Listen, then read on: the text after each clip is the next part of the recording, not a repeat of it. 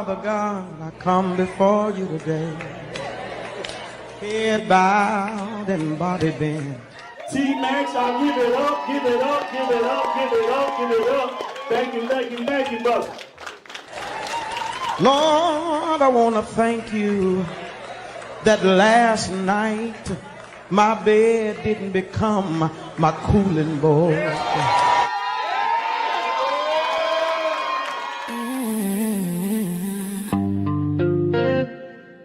Welcome to the Content Creators Lounge.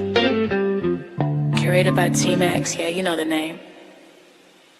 Powered by T-Max Network, where creators speak freely and authentically.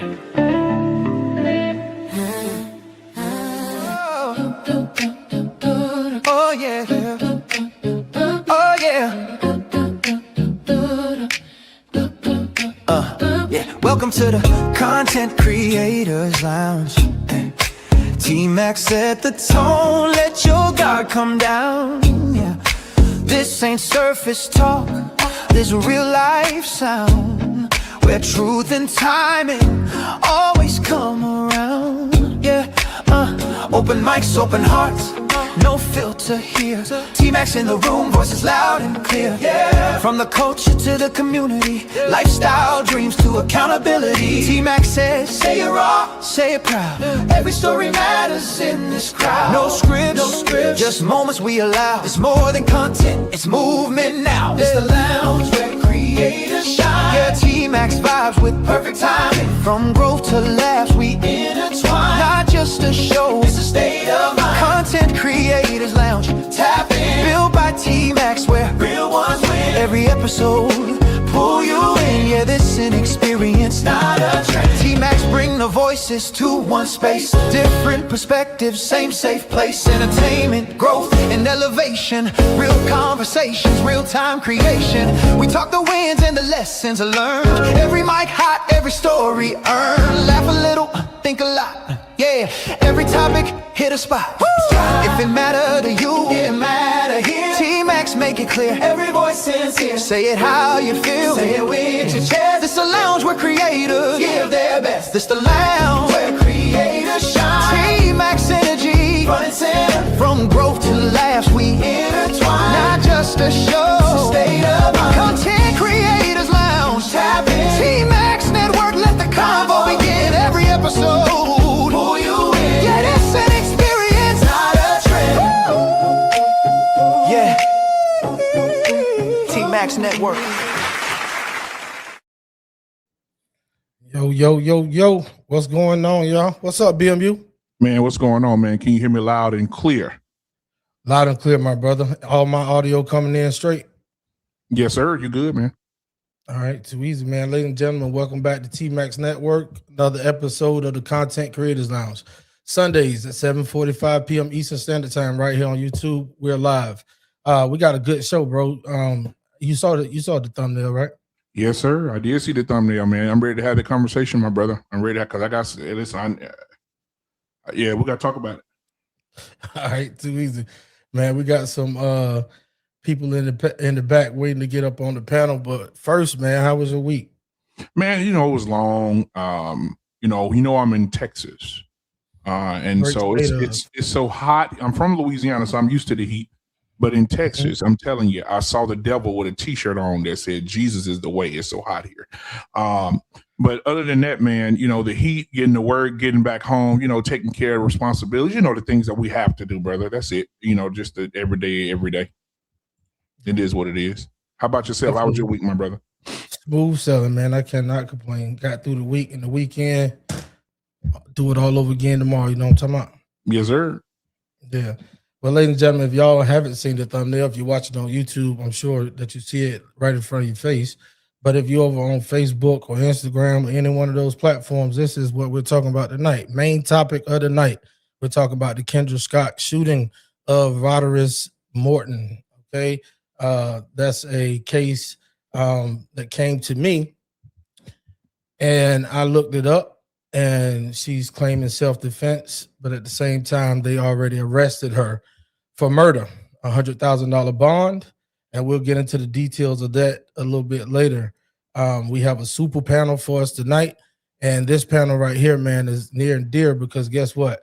We got some people that's running behind, some people that's pulling up new, some people that's returning for a very long time. Shout out to my panel. We got everybody in the building. Shout out to Tavon Provoy, got Chrissy True Blue, Tavon, what's up? Johnny P, and we got Miss Ashley Ferguson pulling up again on the panel. What's going on, ladies? What's up, Tavon? What up? What's up? What's up? I can't call it, man. Y'all good? Oh yeah. Okay. Doing a little homework. Little homework. Okay. Chewing that gum like you back in the army, like you ready to kill some shit. You good? No, man. In the game. I know that's right, man. All right, Tweezy. Well, look, we got a couple icebreakers tonight, right? We're gonna start it out, jump right into it, man. The first icebreaker we got. Let's take a look. You can never compete or compare to a man. Facts over feelings, bitch. Today we're going over 5 facts women hate. I'm a woman, so I don't like these facts either. But just because I don't like the facts, don't make them not facts. Let's get started, bitch. Fact number 1. The older you get, the less men want you. So old bitches get no love. All right? The older you get, the less men are going to want you in the dating market. Number 2, when you are dating, your degrees and accolades mean nothing. Niggas don't give a fuck about your accolades, how many degrees you have. In fact, the only people that give a fuck about your accolades and your degrees are other bitches that are in competition with you and men that want to hire you for a job. And number 3, this is a really good one. You don't intimidate men.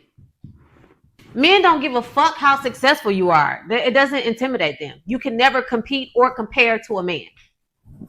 Number 4 is really gonna hurt a lot of you bitches' feelings, but I don't give a fuck because I'm here to give you facts. So, number 4, your kids are liabilities. Your kids are liabilities to any man that they don't belong to. Asset to you, liability to them. Number 5, men hate extra shit. And when I say extra shit, niggas hate long nails, big ass eyelashes, makeup. The things that you take extra time to do, they hate that shit. I want to give you bitches a bonus, okay? This is a really, really good one. Lacking accountability will keep you single, bitch. Let me know if I left any facts off in the comments. I hope this helps. All right, man. Hey, you may want to run that back. I think she has some on her back of her dress. I love her. I love her. Yeah, hold on before y'all get into it. Wait a minute. Wait. I saw some faces in the background, so I'm gonna start with those that I saw. So every time that she said the B word, there was one person that jerked their neck and was like, "What?" I love her. But I'm gonna let that person stand out and step up first. Tavon was laughing. Okay, I'm gonna call you out. He was laughing at everything, and Chrissy was trying to hold her poker face. So, anybody want to step up to the mic and speak first? We're gonna let the ladies go first. Any one of y'all? Hold on before y'all speak. See how I got them speak. So this is what. Hold on. Wait a minute before y'all go. Let me put the topic on the screen. Hold on for a second. The topic for this one is: are these facts or fiction, or why? Go ahead. Any one of y'all can go. Don't nobody want to go yet? I'll go and pull up one. All right, Chrissy True Blue, it's on you. Oh. You're muted. We can't hear you. Don't act like your mic broke. Yeah. No, we can't hear you at all. This is good. Hey, listen, man, this is gonna be the best clip of the world of the whole time we've been having these shows, because 3 of them up here, one of them claiming her shit is broke, and the other 2 won't speak. Any one of y'all want to go ahead on the talk real quick before we dive into it? You still want to go ahead, Ashley. Have your way. Believe it or not, let me use her words. The bitch ain't lying. She not lying. The only thing I don't want to say disagree with, because I realize at this moment that I am making it about me instead of generalizing it. Is the first one about dating. Cause I don't have any problem dating. I don't have a problem in that area. Now the range has certainly changed as I've gotten older, because it's either gonna be Tyreek or Tyrone. There is no middle. I turned 42, and Tyreek either want to come drink up all my juice pouches, or Tyrone either want to take me to Golden Corral, and got a pocket full of church keys. But dating, I don't think I get the dates. It's just the range is odd. Kids being a liability, the bitch ain't lying.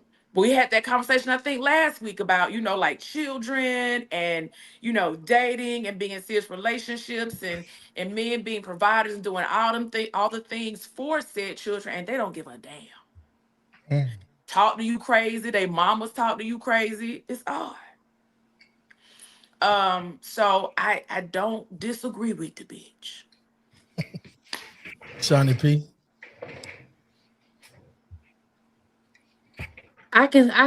The lack of accountability, man. Yeah. I don't know, like the older I get, the more I just sit back and be like, oh, you hate me, bitch. Like how you let me make this decision as my friend? Just the things that I'm not gonna say glorify, but we don't talk about the ugly shit behind some of the things that we do. And that is a problem. That's a Other problem. women holding other women accountable. Yes. Like, we would expect men to do it, but women don't do it either. We'll But I co-sign for mean, some stupid stuff that a girl and will it's do. it's your network. That's why it's important to go to school, so you can meet other people. So people like, no, girl, that's dumb. No, you know what I'm saying? Or just to give you other insight. But when the bulk of your friends had kids at 14, 15 years old, they still for real. Like when I talk to guy friends, they be like, I said, well, how old was she when she had a baby? Oh, she was 15. Oh, she's 15, 16 years old. How old are you emotionally? When your growth got stunted. That's a big deal. So then those women grow up and see other women. Don't tell them like, hey, being a single mom is hard. Like, it's cute. I make it look cute outside, but the mental, the top, they do not talk about that enough. Also, your upbringing. And I've had this conversation recently. Like, my mother told me right away, having a bunch of babies by a bunch of different niggas ain't cute. And I believe it to this day. I don't find hey, now that's gonna be a soft spot. But my mother had those hard conversations with me. And yes, I had my daughter my first year in college, but better believe by the time I had my son, I had that nigga same last name. Because it just it was instilled in me that having a bunch of kids by a bunch of different men isn't going to fare well for you, nor is it attractive. So your upbringing definitely has a lot to do with it. But she didn't lie. She didn't lie. Gotcha. We're gonna read this But one comment off right here real quick. Big. Douglas and Rich says, laugh out loud, one could take position that a woman could not, one could take position that a woman could not protect the home. Okay. I think he's talking about the main topic. I thought he was going on this one. Hey Trey, what's going on, man? We got Trey just pulled up in the building. What up, Trey? Hey, can't complain, man. Can't complain. Trey, what's going on, my boy? Yeah, we should we should have Chrissy pulling back up any minute to help you ladies out. But I do notice something. I'm gonna start out for the fellas real quick. I do notice something. There were 5 and a bonus, and a lot of the 5 wasn't talked about. So if y'all want to revisit that and talk about some of them other than the accountability part, I'll let you go ahead. If not, the fellas will dive into it. I just feel that 2 of the topics, if you out of those 5, if you hit 2 and ain't a negative, it ain't good. I say pull out. And then 9 times out of 10, if 2 of those topics going to shake your bush, 9 times out of 10, the bonus topic, it's going to be a negative also because accountability is major because that's you know that we get beyond the we kind of like get in the weeds, but when we take and solidify the relationship, and then you find out later about the person, and then you have that regret, and you should, you know, like before it gets, you know, too damaging or too dark, you're like, oh man, I should have vetted this person a little bit better, and find out those skulls, bones later, and then you know, if they don't have some type of like self-remediation, then you just find yourself in and out of relationships. You know what I'm saying? So, and then just like how she said, if you come from a certain type of background where you don't look at situations to rectify them and better yourself, then 9 out of 10 you're going to be jumping in and out of relationships your whole, I guess your whole dating little run. So that's all I have to say, man. But I look at a lot of her videos. She be speaking the truth, and it's another woman too. She pretty on it also. So gotcha. Yeah. Hey Trey, did you get a chance to see the video when you was pulling up? No, I did not. I'm sorry. I got here late. Okay. It's a pretty lengthy one. I don't want to really play it over again, but basically you had a woman that came up and gave 5 what she called facts about women that women might not like. And Shani, I saw you writing down something. Did you write them all down or no? Yeah, I caught the first one because that one kind of stuck out to me, and then the last 2 in the bonus. She said kids are liabilities. Mm-hmm. Yeah. The bonus topic was accountability. 5 was men hate extra shit. Yeah, like that's long the nails one and right there. eyelashes. That's the one right there. They don't That's give a it. damn about your degrees and your Don't, accolades. goddamn right. Don't. They sure nope, don't. Absolutely not. I think that was number 3. Yeah, okay. Yeah. But that's good enough for you though, Trey. You want to comment on it, then we'll get the BMU for last. You muted, Trey. I'm sorry. I didn't catch you. One more time. Okay. So she talked a lot of shit about women, saying that women think certain things are real to men, when she said degrees don't matter to men. They're children to men that's not the biological father. Is liabilities, is assets to the mother, but a liability to the stepdad.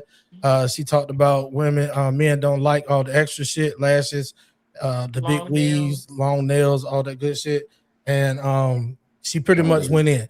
And accountability. Oh, I think I've seen that video. It's a chick. She's kind of attractive. She just like writes on a board or something like that. Yeah, I think I've seen the video. Yeah, look, we talked about this with Sarah Fontenot. Yeah, I know how I feel about females that like to spew, red pill rhetoric. I don't go for it because most of the time they're just getting it from men. They don't really understand it and why we feel that way. I actually disagree with the not wanting a woman with a degree. I've never dated a woman who didn't have a degree.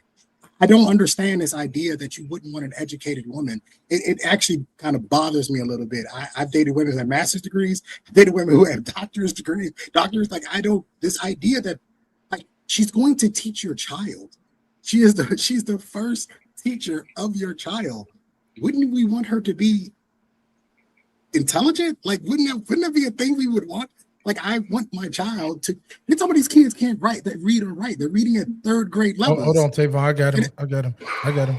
And no, Trey. Let me say this about the education piece. What she was saying in a nutshell, it's not that men didn't want women with degrees. It's that their degrees don't matter to us in a manner that it matters to them. Yeah, that's what I'm challenging. I'm challenging that. I disagree. I disagree wholeheartedly that it actually does. And I got you. I'm coming to you. Is that as men. Go ahead, Trey. No, you good. No, I'm saying as men make more money, they do look for women who have degrees. Like this idea that you just go pick up a chick from the Burger King, that's not a real thing. That's not what wealthy men do. Go take a look at wealthy men and look at their wives. A lot of them have bachelor's degrees, master's degrees, doctors. All of them are not educated. So most of them came from their parents went to Ivy League schools, things of that nature. Like this idea that we don't want women who don't have degrees and are not educated, it's preposterous to me.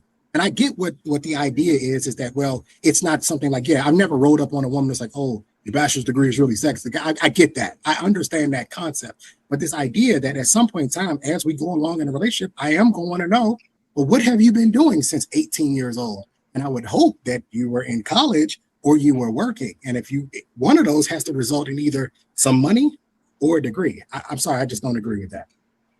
Okay. All right. Let's let Chrissy jump in here. Or Tavon, you wanted to say something to what he just said? So this goes back to the conversation. Trey, I'm not knocking nothing you say. I agree with you to a point. So so our education system doesn't validate if a person is intelligent or not to be that person that you're going to share your life with. Now, it is a plus. The education system, I believe, in college shows me that they can stick with something and complete it. That's it. That's all it shows me. Because it doesn't teach you anything. Like you learn the skills, but unless you apply them, I would say a person that's more structured, but that's what comes with the conversations and stuff like that. Now, I'm not going to get excuse my French, I'm going to just use it as it is. I'm getting a hood booger off the street that can't connect with me. But what if you're an entrepreneur or you adopted the family the family trust or something like that, and you picked up the business and you took it and made gazillions off of it? Where do you have the opportunity to gain the education from? You know what I'm saying? So when I look at that, I think that's when it comes back to the conversation and sharing what your aspirations and stuff like that. And also when you look at some certain high school sweethearts that they might have been mothers and whatever, and they came back and they decided that they wanted to go to do whatever their heart desire, or be a seamstress or own a little shop or something, and then it took off. So there are different things that I believe that we shouldn't just, especially now, because anybody can be a millionaire. You can get on, do some content, then you blow up. So the whole structure of that type of system, I agree with you, probably in our generation, but not the new generation, man. You could be a millionaire with nothing. And I would say this about my cousin too. Well, he did go to college, but he didn't make it big until he started doing the content. You know what I'm saying? And then he took off.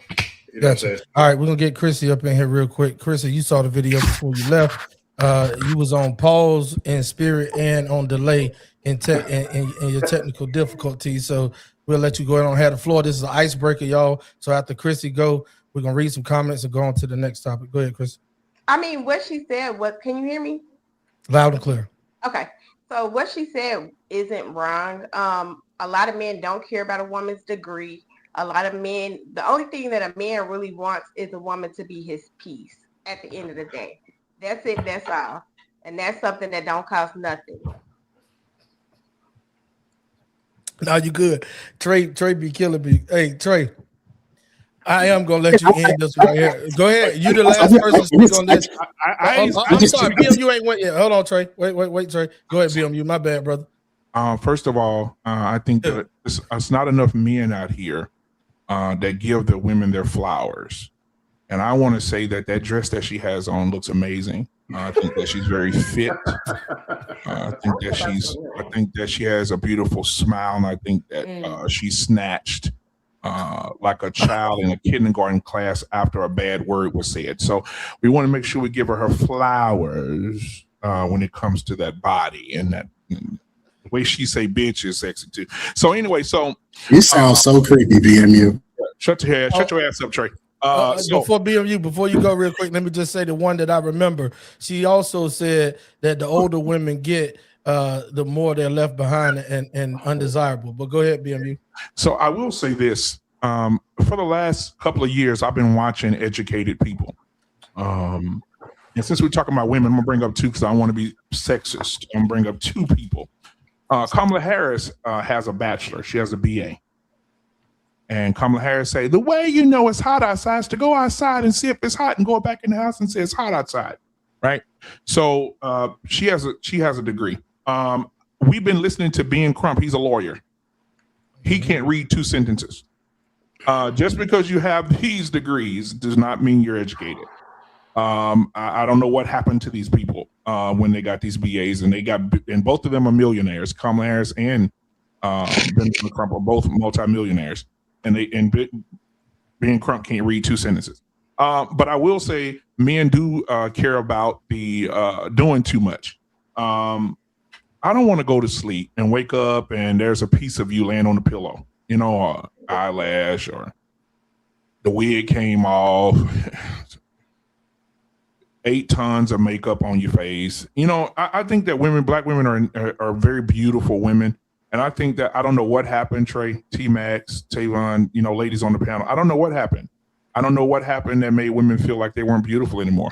I don't know what happened to make them feel like, my face has to be mocha, but my neck is black cherry. I don't know.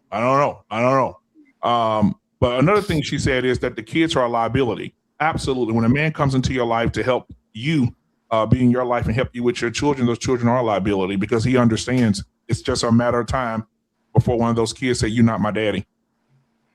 It's a matter of time for the temperature changes in the house when the kids get older and he has to handle that son of hers. And she's like, "Don't touch him. He got a daddy."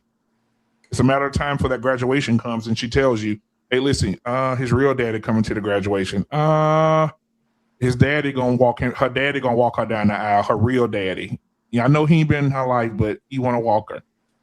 So those children are a liability, and Ashley was all over it. So I don't even have anything else I could say and add on to this conversation, because Ashley was all over it a few minutes ago when she said what she said about those situations, men and how men think. And Tavon said, and this generation is absolutely 100% different. So there are no Keith Sweats in this era. Gotcha. I'm not making an argument for stepdaddies. I don't think you should ever be a stepdumber. However, at some point in time, we're gonna have to identify what exactly the liability is, because we're not identifying what the liability is. We're just talking about an emotional liability. Mm-hmm. Like, oh, you said you're not my daddy. That's not a liability. That's an emotional liability. At some point in time, we're going to have to say what the actual liability of the kid is. Now, for instance, you want to move your kids in my house. Well, now they become a liability because I have to pay for the water and all of that, right? And it's going to be increasingly more. It's more showers, more electricity, right? All of that. That would be a liability. But eventually, we have to break that down. So I don't think when we get. Yeah, gotcha, man. We got to move on to the next one. We 27 minutes in. We had 62 watching. We got 51 on us right now. Ashley, I'm coming to you with these comments. If you would, please help us out real quick and knock some of them out. Here go the first one. Well, okay. That person said, the elders of the village council have proclaimed that our garments have vanished. We now shiver most miserably in the bitter cold and await thy return. Douglas Elrich said, liability, children from previous or others are actually a direct threat. Yes, I believe it. Yeah, I agree. Strangely, I want a man who cares about my degrees. I was raised by men who cared about my education. So it's natural that I am attracted to men that know the grit it takes to complete that. Most in debt. Chicks are not measured by their degrees, nor how much they do or do not make. That's how guys are measured, for one. Braxton, what's up? Still, the men makes more than them, as they should and supposed to. LOL, 70% of women in the US hold degrees. Correlation, not men actually seeking women with degrees. 30% of males hold degrees because in US economy, degrees are not stereotypically required to generate revenue, especially with this new generation. Absolutely not. You're right. Critical thinking is becoming increasingly less common. So is common sense. Trey, I may join you on panel if you wish to debate it, but BMU will have to approve. I do not. Debate what? I won't be with a woman without a degree. Hold on. Here we go. Unless your entire claim is based on what you want. Exactly, not to debate. All right, we almost finished. Here you go. Can you guys see my comments in the Hold on. chat? We see your picture. Yeah, for sure. We see your photo. That's it does. Like a midget. Bruh, there is nothing I'm sorry, to a debate. little. Sometimes it's the arrogance that a woman can lead with when it comes to being educated. It's not always attractive. Gotcha.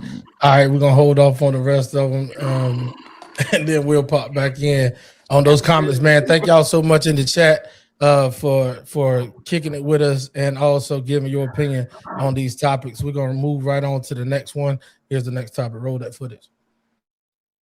Women should be asking themselves, if danger was to show up, am I prepared to protect myself and or my family, right? 3 reasons why you should be carrying, why you should be in position to protect yourself is 1, because it is your responsibility to be prepared, not scared. That's just it. I run into a lot of women that say, I'm just nervous, I just don't want guns around me.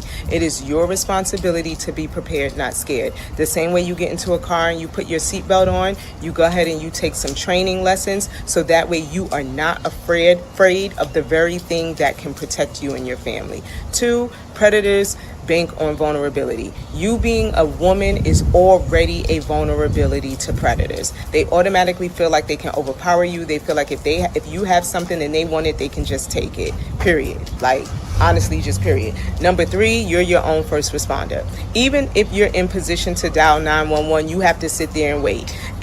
Realistically, you're not always going to be, people are not always in position to where they can sit around and wait for the popo to pull up and save them. And honestly, I ain't even gonna hold you.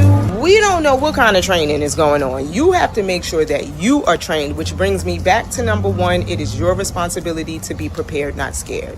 Say it with me. Be prepared, not scared. All right. So listen, with all that's going on in this world, with a lot of women saying that they don't need men, and at the same time, women having to carry a heavy load that are single, deal with the children, go to work, do household duty, and then turn around and do a lot of things. BMU stupid. And then I saw them titties. That made me say what I said. So and then turn around and worry about overly protecting the household as if the man is not there. So here go the next topic. Should single women have a firearm in place of the absent man? Absolutely. You made a decision to be alone. Make a decision to protect the home. You know, you had a child, you got to protect the house some kind of way. They don't have rent a nigga. So you just have to protect the home at your own leisure. So, and sometimes it can be overpowering. That can't even be safe. And Trey could tell you that, being an ex-police officer. Sometimes if you don't have women don't have the training necessary to fire a firearm or reload or shoot or target or know what to shoot, it doesn't even matter if you have a gun, because some women have guns and it's at the bottom of their purse by the big red gum. It's in their console, under the bed, by the makeup, by the mirror, so they really don't know how to. They just got it and don't know what to do with it. So if somebody does break in the house or come in the house or harm your family, you running and scrambling, trying to unload, take the safety out. By that time, he done beat you to death and threw you out the window. Gotcha. Going to you, Shiny P, on you. Oh yeah, I don't really like how it's worded, because everybody not single because they chose to be alone. Some things it just happened, but in place of a man, a firearm does not. Where you get that from? You talking about this? Read the question again. Should single women have a firearm in place of the absent husband? In place of the absent husband. I don't know. It's just cringy the way it just sounds cringy. No, I think you were spinning it in your own way. You know, I am who I am, and I'm standing on it. But yeah, absolutely, all homes should be protected.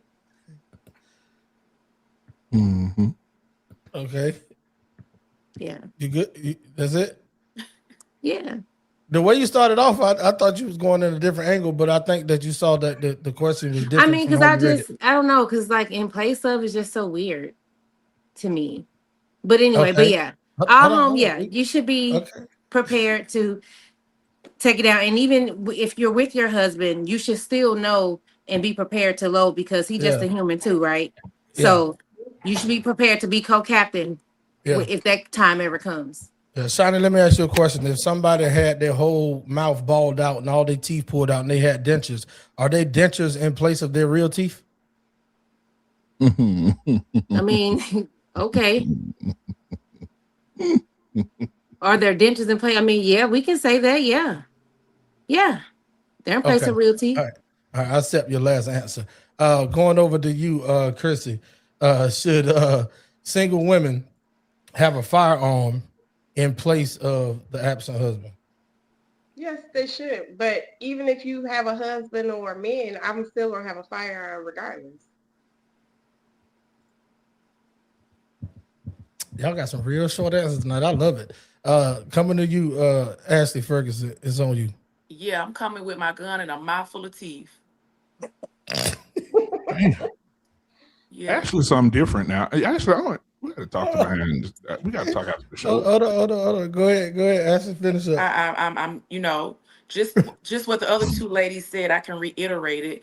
And we spoke about this last week. Even with the husband, I'm his helpmate. We gonna kill whoever in this house. Together. We gonna blow this nigga out this house.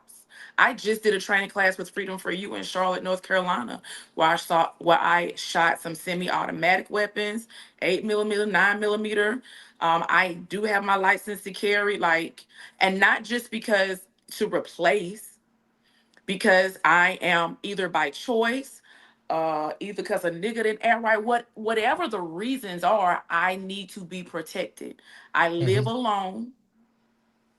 And I am going to, just like it's an underrated blessing to leave your job and make it home safe. It's also an underrated blessing to get out your car, put your key in your door and cross that threshold. Folk crazy out here. And sometimes the men are, doing men business. They're working.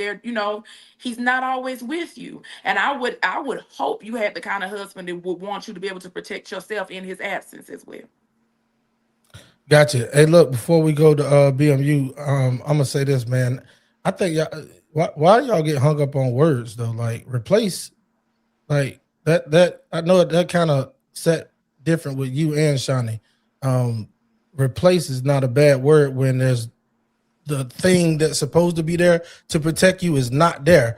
So replace is an actual word that fits. Words are important.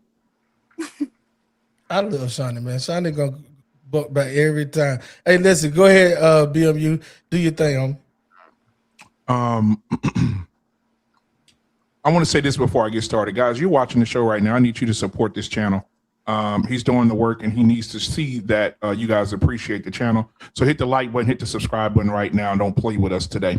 All right, we're on our way to 1,000 subscribers. This man will be monetized. And so, guys, if you're watching right now and you appreciate the content, you appreciate these beautiful women on the panel and a panel full of raw dog niggas up here, I hope y'all hit the like button, subscribe button, man, and support this channel and do it now. All right, get on over here to the T-Max Network, hit the subscribe. It don't cost you nothing to hit the subscribe button. So hit it right now as we continue on with the show.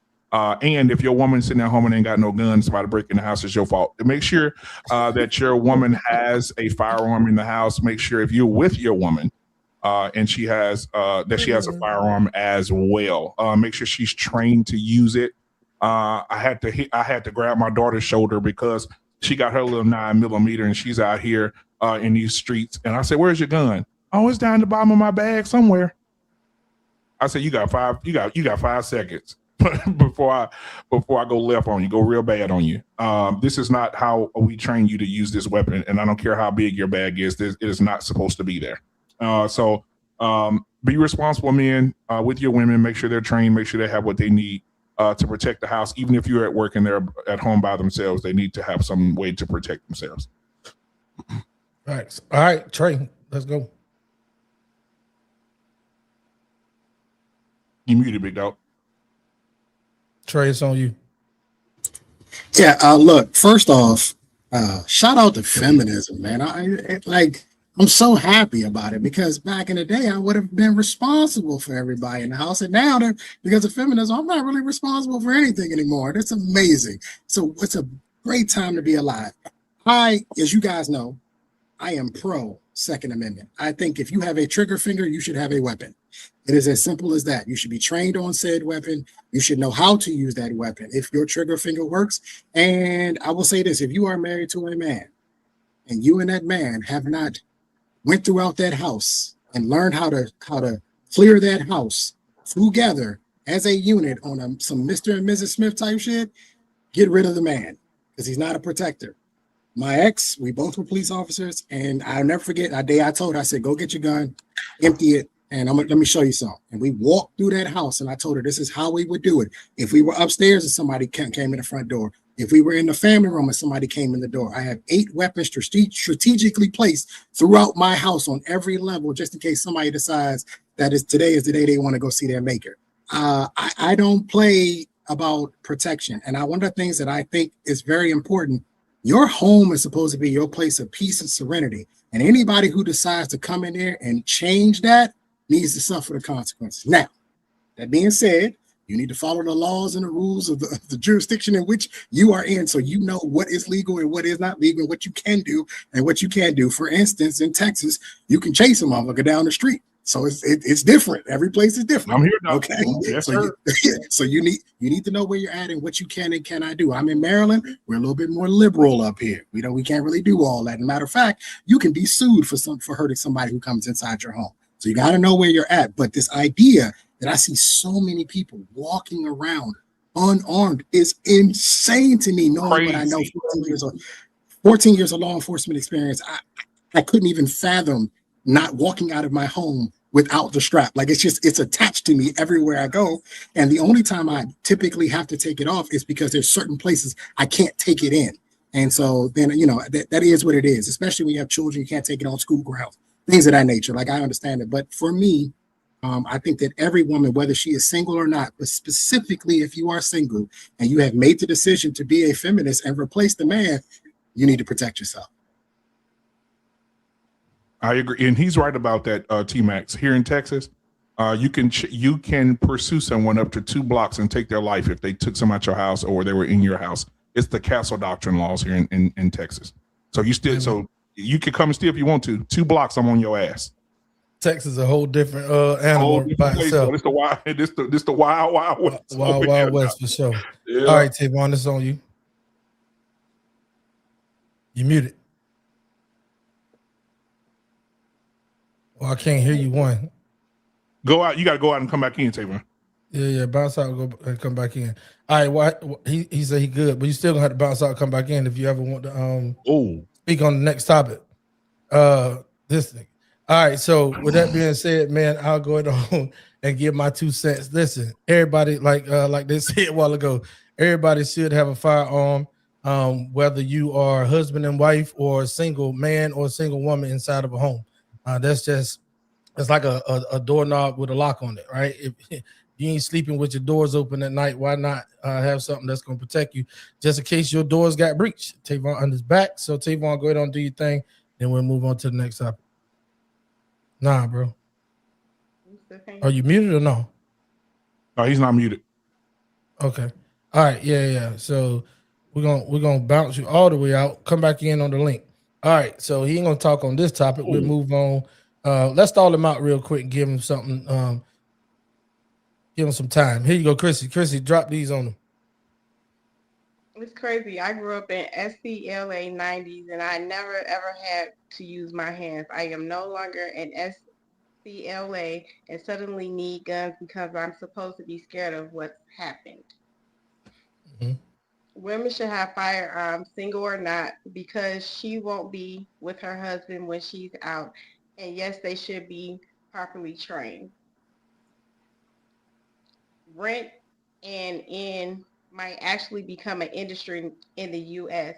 It's a thing. That's rent a nigga. I didn't want to say that.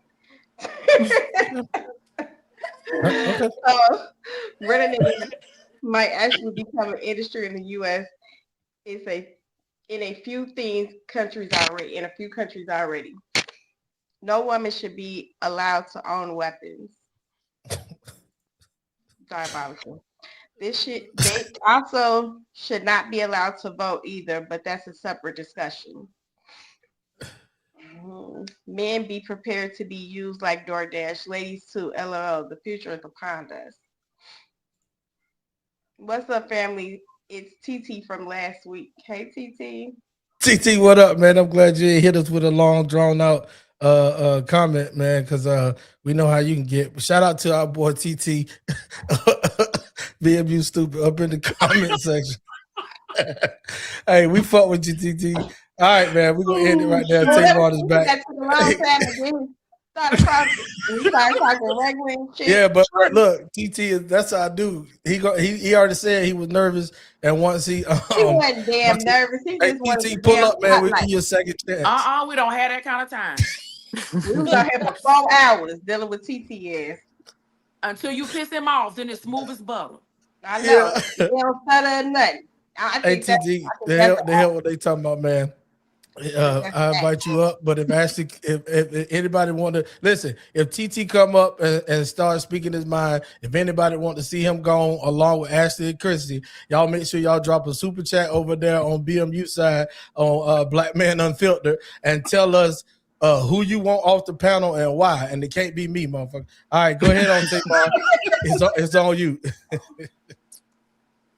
Ooh, man. Hey, it's still on you, Tavon. We can't hear you. Bro. You got to turn your cell phone in and get another one. He might got that cricket wireless is a mug, boy. It probably jumped over onto his Bluetooth. Tavon, you got to get rid of that cricket wireless, man. Unmute your mic now. Now you muted. Now unmute your mic. There you go. Yeah. You hear me now? Yeah. It was on the Bluetooth the whole time.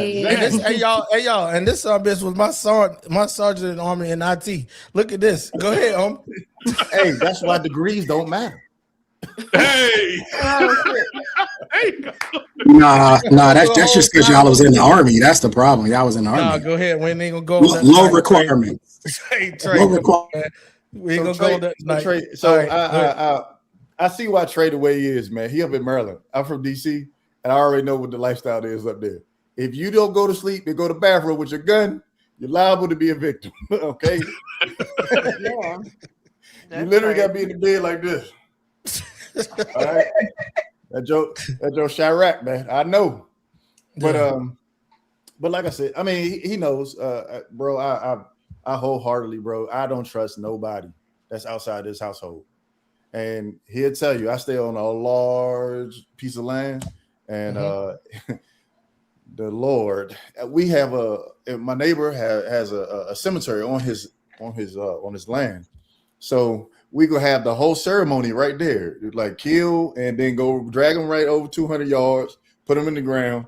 And I mean, we can do everything at one time. You know what I'm saying? So I am pro guns. You know what I'm saying? So all right, you want to comment on the actual topic though? What? Yeah, of course. They guess. And how I feel, because if it's more women than men on the world, right? No, it's more women in the world, right? So I mean, they got to protect themselves, man. I mean, just men. Oh, I can say men. People find soft targets. Okay. They find soft targets. Women are easy targets. Y'all got to protect yourselves, man. You got to protect yourselves, man. Justice for Northern Wells. That's Benjamin crazy. All right, who had to go on this topic real quick? Who had Shiny P? You already went? I did. Okay, I'm sorry. Everybody went, right? Everybody went. All right, too easy, man. Y'all keep me accountable because I don't mind. All right, so here go the next topic coming up to you right now. Fellas, y'all was just as, I want y'all to be just as vocal on this one as you have been on the last two. Here we go. Let's y'all some game real quick, right? If you one of them niggas that be running around here talking about, yo, happy wife, happy life, man, you's a bitch. You's a bitch. Happy wife, happy life. Who the fuck came up with that saying? Huh? He was the ultimate, ultra bitch ass nigga. Oh, long as my wife happy, I'm cool. And fuck how I'm feeling, how I'm doing, long as she happy. You's a fucking nut, man. Just for the record, or any nigga who run around here and say, happy wife, happy life, you's a bitch. Fuck is you doing? You got to do all this shit as a man who take care of bills, all these responsibilities, but only if she's happy, then I'm happy. You's a bitch. It's happy pipe, nigga, happy life, nigga. Happy husband, bitch, we ain't fussing. How about that? You niggas remember, happy wife, happy. You's a bitch. Just know that. You's a coward, nigga. And you ain't had too many bitches in your life. Because if you had a woman, you know you could go up and bring the sun and the moon down to a motherfucker, and that ain't gonna be enough. She ain't gonna never be happy. So if you saying happy wife, you's a bitch. Yep, you's a bitch. Woo! That boy cooking. All right, Tavon, it's on you first, homie. Hey, I 100% agree with that shit. Absolutely. Happy spouse, happy house. That's how I feel. That's it. And the reason is that I'm not gonna say women, but us as protectors, it's the unwritten fucking rule that you have to do, because there ain't no fucking days off as a man. So it ain't no fucking crying. Give me the day to get myself together. Nah, you supposed to be putting a battery pack in me every day to go out there and protect you every day. So that's us. When you wake up, hey, we hear a knock at the door. That motherfucker gonna look around for you. Hey, tag, you're it. I don't say, hey man, I'm tired today. Get your ass up. You got the gun, right? Remember the training? Nah. You be like, nah, motherfucker, it's your turn. So that's how I feel. All right, Shawnee P, it's on you. Now, why are you paying? Nah, man. Everybody got to be happy. Like your man, you know what I mean? Is probably already one step away from losing it all mentally, anyway. But no, I definitely don't believe that all the happiness is in the woman. You got, first of all, you already need to be a certain type of joy and happy presenting yourself to that person. If you are relying on him to go out and provide that happiness by his job and him paying you, that's something different. It's something you got to deal with. But just having some type of inner peace already.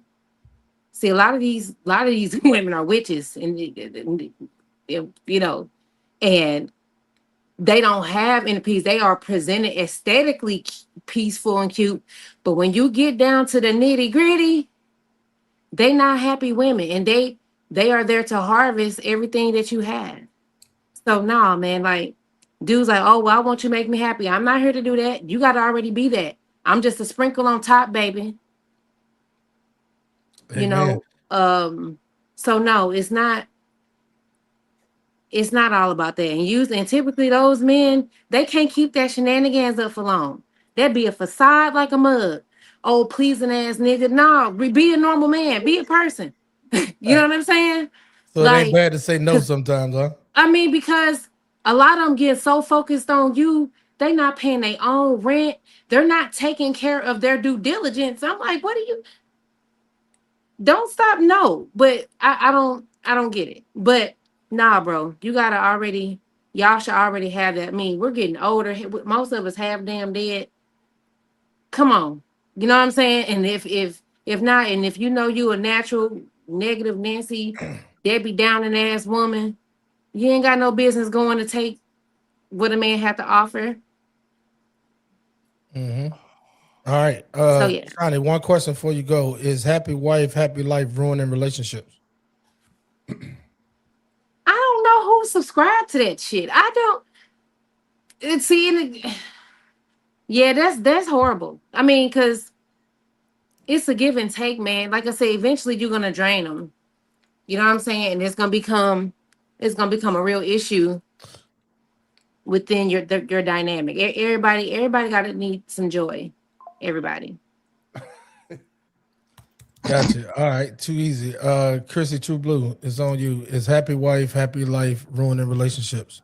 That saying don't even exist no more. Because divorce is so high. People really not even getting married for the right reasons no more. So happy life, happy wife, that was probably back in the 60s or the 50s. Terrible. But not now, not in the modern day age. That shit don't exist no more. I think you have to be happy with yourself, and then y'all can be happy together. But just because one person happy wife, nah, that doesn't exist at all. Okay. All right. BMU on you. Where do I start? I'll start with the question first. Happy wife grabbed the knife. Listen, this is the problem. Okay, I do believe the men in the 50s and the 60s had that mantra, and they believed it. They really did, and they passed it down to their children. And one day, I was in Simp University. I think I was a freshman in Simp University. I think I dropped out my junior year. No, my sophomore year, I dropped out because I started to say, "Granddaddy, y'all on crack." There's no way that a man's existence is supposed to be that of making sure somebody else happy 24 hours a day, 7 days a week. And you're sitting over here, and this is what I'm telling you. I used to sell cars a long time ago when I was probably 19, 20 years old. And I used to see men and women come in, I look at their credit reports, and at their age, I say, she 45, she look good at 45. Then I look at his, this shit 45, he like he's 70 years old. He like Colonel Sanders. He's working himself to fucking death. For what? For what? For what? She don't, listen, if you have to do all that, she really don't like you. She's using you. You are a Wi-Fi connection, and as soon as she go to the next nigga, she gonna connect to his. Okay? Women are never pleased. And there are some women out there that will be pleased with a great man and won't require a man to kill himself to please her. But I'm under the impression of this, T-Max. I'm gonna land my plane here. God gave women hair. They got lace fronts. He gave them titties. They went and got breast implants. He gave them an ass. They went and got BBLs. He gave them lashes. They extended them. He gave them fingernails. They made them a mile long. If they not pleased with what God gave them, you don't got a fucking chance in the world to please a woman. Is it Sunday? Is it Sunday? Boy, he preaching. He preaching. I wish I had some emojis to put up of a collection plate, boy. All right, so Trey, the truth. Doors of the church is open. Yeah. Trey, it's on you, brother. So here's the thing. This is how I feel about the happy wife, happy life. Obviously, if I got married, hell, it's definitely frozen over. But if I ever did get married, I have no intentions of ever getting married. But if I ever did get married, why would I not want a happy wife? Right? So the question then becomes, how does she achieve the happiness? Me personally, I believe that happiness is an inside job. She has to come to the table already happy. There's nothing I can do for you, baby. I can't do nothing for you. If you don't know how to make yourself happy, there's nothing I can do. I can buy you, well, I can buy you as much as I can afford, but still, I can't make you happy. You have to come to the table and make yourself happy. Therefore, you can be the happy wife and we can have the happy life, or you can be the happy spouse and we can have the happy house. But if you're coming to our marriage, into our marriage, looking for me to do the job that you're supposed to be doing on yourself, well, sweetie, we're doomed. So yes, I do want a happy wife, but I don't want it in a sense in which I'm always on trial. I'm always at work. I'm always having to do this. I retired at 35. I am not working for nobody ever again. I'm done. So I need somebody who's already come to the table with their happiness. And furthermore, she knows what to do when she goes through fits of depression. We all go through fits of depression. She knows how to get herself out of these ruts because it's a part of life, right? There's peaks and there's valleys. So we all have to be able to get in and out of this. She knows how to do it. She don't need me. You want to know why? She's already tried and true before we got together. She knew how to do it. So that's what I need. So yes, I do want a happy wife, but the happiness is internal. Boy, this saving nigga Baptist church today. We're going to save some men today. We're going to save some men. Hey, look, a lot of people think the energy is directed towards women on this panel today, but it's actually in reverse because men need to open their ears and hear what these ladies got to speak about, but it's more directed towards us. So we keeping each other accountable. Ms. Ashley Ferguson, last but not least, it's on you. I can't imagine the mental fortitude it takes to try to make one motherfucker happy all the time. It sounds draining. It is. I can't imagine the conversations that man is not having with said wife because he's trying to keep her happy in the life, right? And I agree. We've just reiterated the same thing. Happiness is definitely an inside job. Your spouse, your mate is not coming into this to complete you, but to compliment you. So happiness is definitely a you thing. It's as far as I'm concerned, I want my house to be happy. I don't want to be happy by my damn self and have a miserable ass husband. You know what I mean? Like, I want us to be in this thing dancing in the kitchen to Anita Baker together. Hell, I don't want to be in there by myself because he's spent all he's had, whether it be something tangible or mentally, because Black men don't have the space that they need to lay down what they need to lay down mentally. Oh man. Oh God. Oh, Bless geez. your I heart. gotta Hold get on, off hold on. Wait a minute. Wait a minute. We got to give Good Ashley God some Almighty. doggone air horns Hey. in this bitch. My God. Hey, look, So Ashley, when you listen, couple by with you being a trying to make permanent, one person happy, which means you have abandoned yourself. Mm-hmm. And not only are you paying bills, we got them on grateful ass children that ain't yours. Like, it just feels like we piling on top of one person, and then the audacity of me to feel like it's also his duty to make sure I'm happy. It's the audacity for me. So no, I want a happy house. I want a man that, and when my cup is empty, I have poured into him. So, I've made the deposits. Come on. Let me see what kind of drink you finna pour in there. Hey, Go T-Max, ahead. hold It's on a one bank. second. I've made the necessary deposits wait a to minute, where wait a when minute, my wait a cup is minute, empty, he can T-Bone. pour into me. I haven't just sucked the life out of him by myself. I'm not a vampire, Hey. nor am I elite. She need to start over. I got to send this to somebody. Come on. I'll clip it and send it to you, Table. I'll clip it All and right. send it. Thank you, brother. I am not a vampire, hurry up. nor I got to am send this I real a fast. leech. I look forward, and I've said it before, to being a good wife to a good husband, and that means we are doing it for each other. So. Gotcha. All right, look, Ashley, I got something to say to you about you being a permanent panelist over here. You know they're gonna call you a pick-me with majority fellas that be over here. And Chrissy True Blue is a permanent panelist. Shauna, you already know you're welcome anytime if you want to lock in. We here every Sunday that y'all can make it. But they're gonna call you the pick-me of the panel. You know that, right? And whoever is in that frame of mind, that lets you know where they need to be, baby. You listen. First of all, you do better playing in traffic than playing with me. So, oh my God! I know, right? All right, too easy, man. Anybody got any last words or want to comment back? Because we actually real quick. Go ahead, homie. You got the floor. 20 seconds. Ashley, I just want to say, bless your heart. You have been an amazing addition today to the truth. Because some people think their truth and this truth. I believe in the truth, and I think you told it today. So we want to just give you a hand clap of praise today. Now you are going to need security moving forward because the wandering weave bush hog women are coming for you. So just get ready for that. We'll be here to protect you at all costs. Welcome to Wakanda. We pray they strengthen the Lord. Next.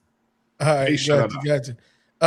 Anybody want to comment to anything Ashley said or anything that was said around the panel? Somebody in the panel said they want to put a ring on Ashley. Yeah. She getting marriage offers already. Relax, buddy.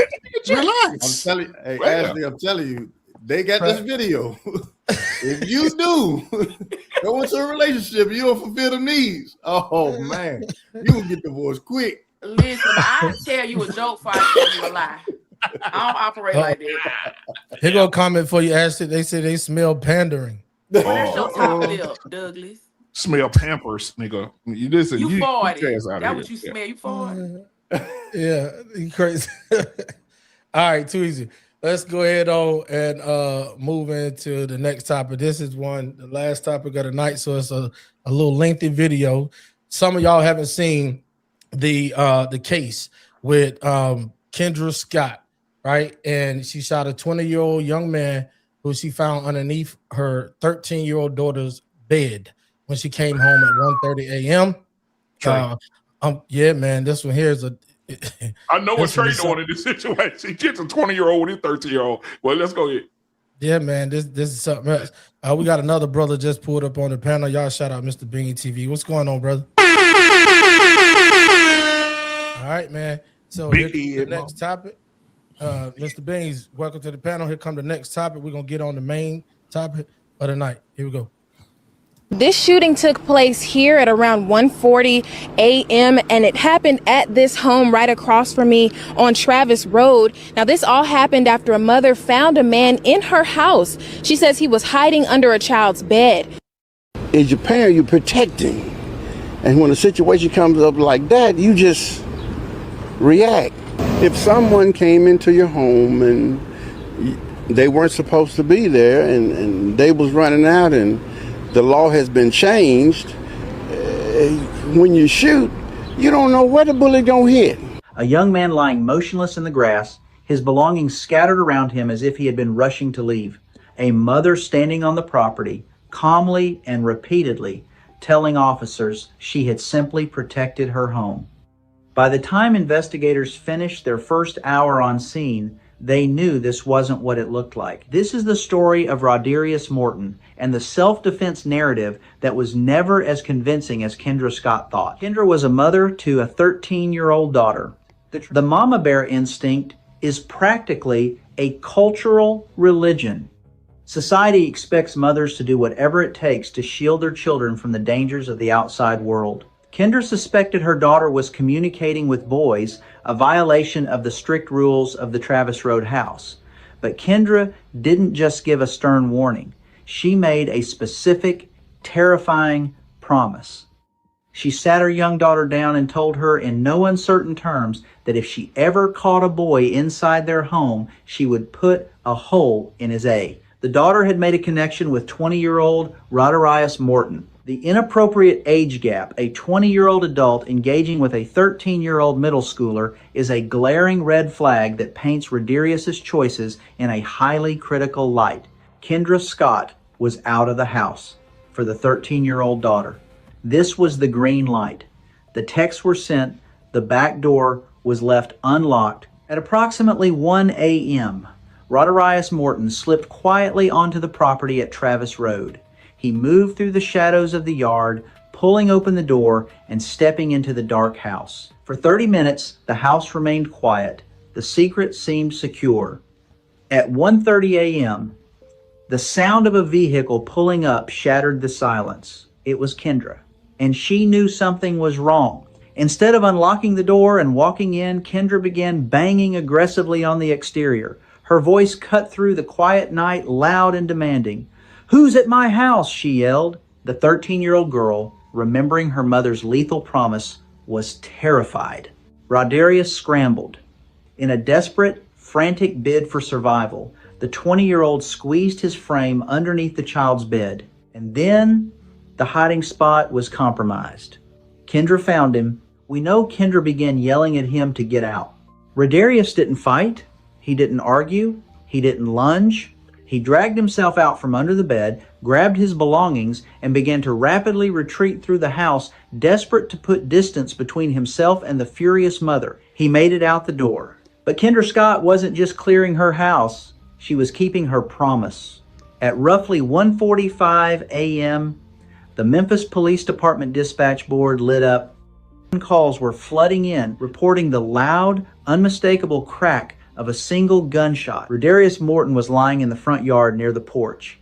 He was bleeding profusely from a catastrophic head wound. She did not ask for an attorney. She did not remain silent. She looked at the police and delivered a confession that she believed completely exonerated her. "I saw a dude under my kid's bed," Kendra reportedly told the officers, her voice steady, "and I did what I had to do." They documented the fatal wound. It was a single gunshot, but it wasn't to the chest. It wasn't to the face. It was to the back of the head.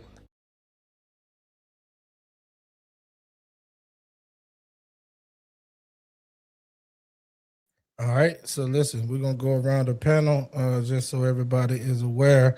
We are talking about the Kendra Scott and Rodarius Morton case, 20-year-old young man who was let in, not broke in, into a 13-year-old girl's home.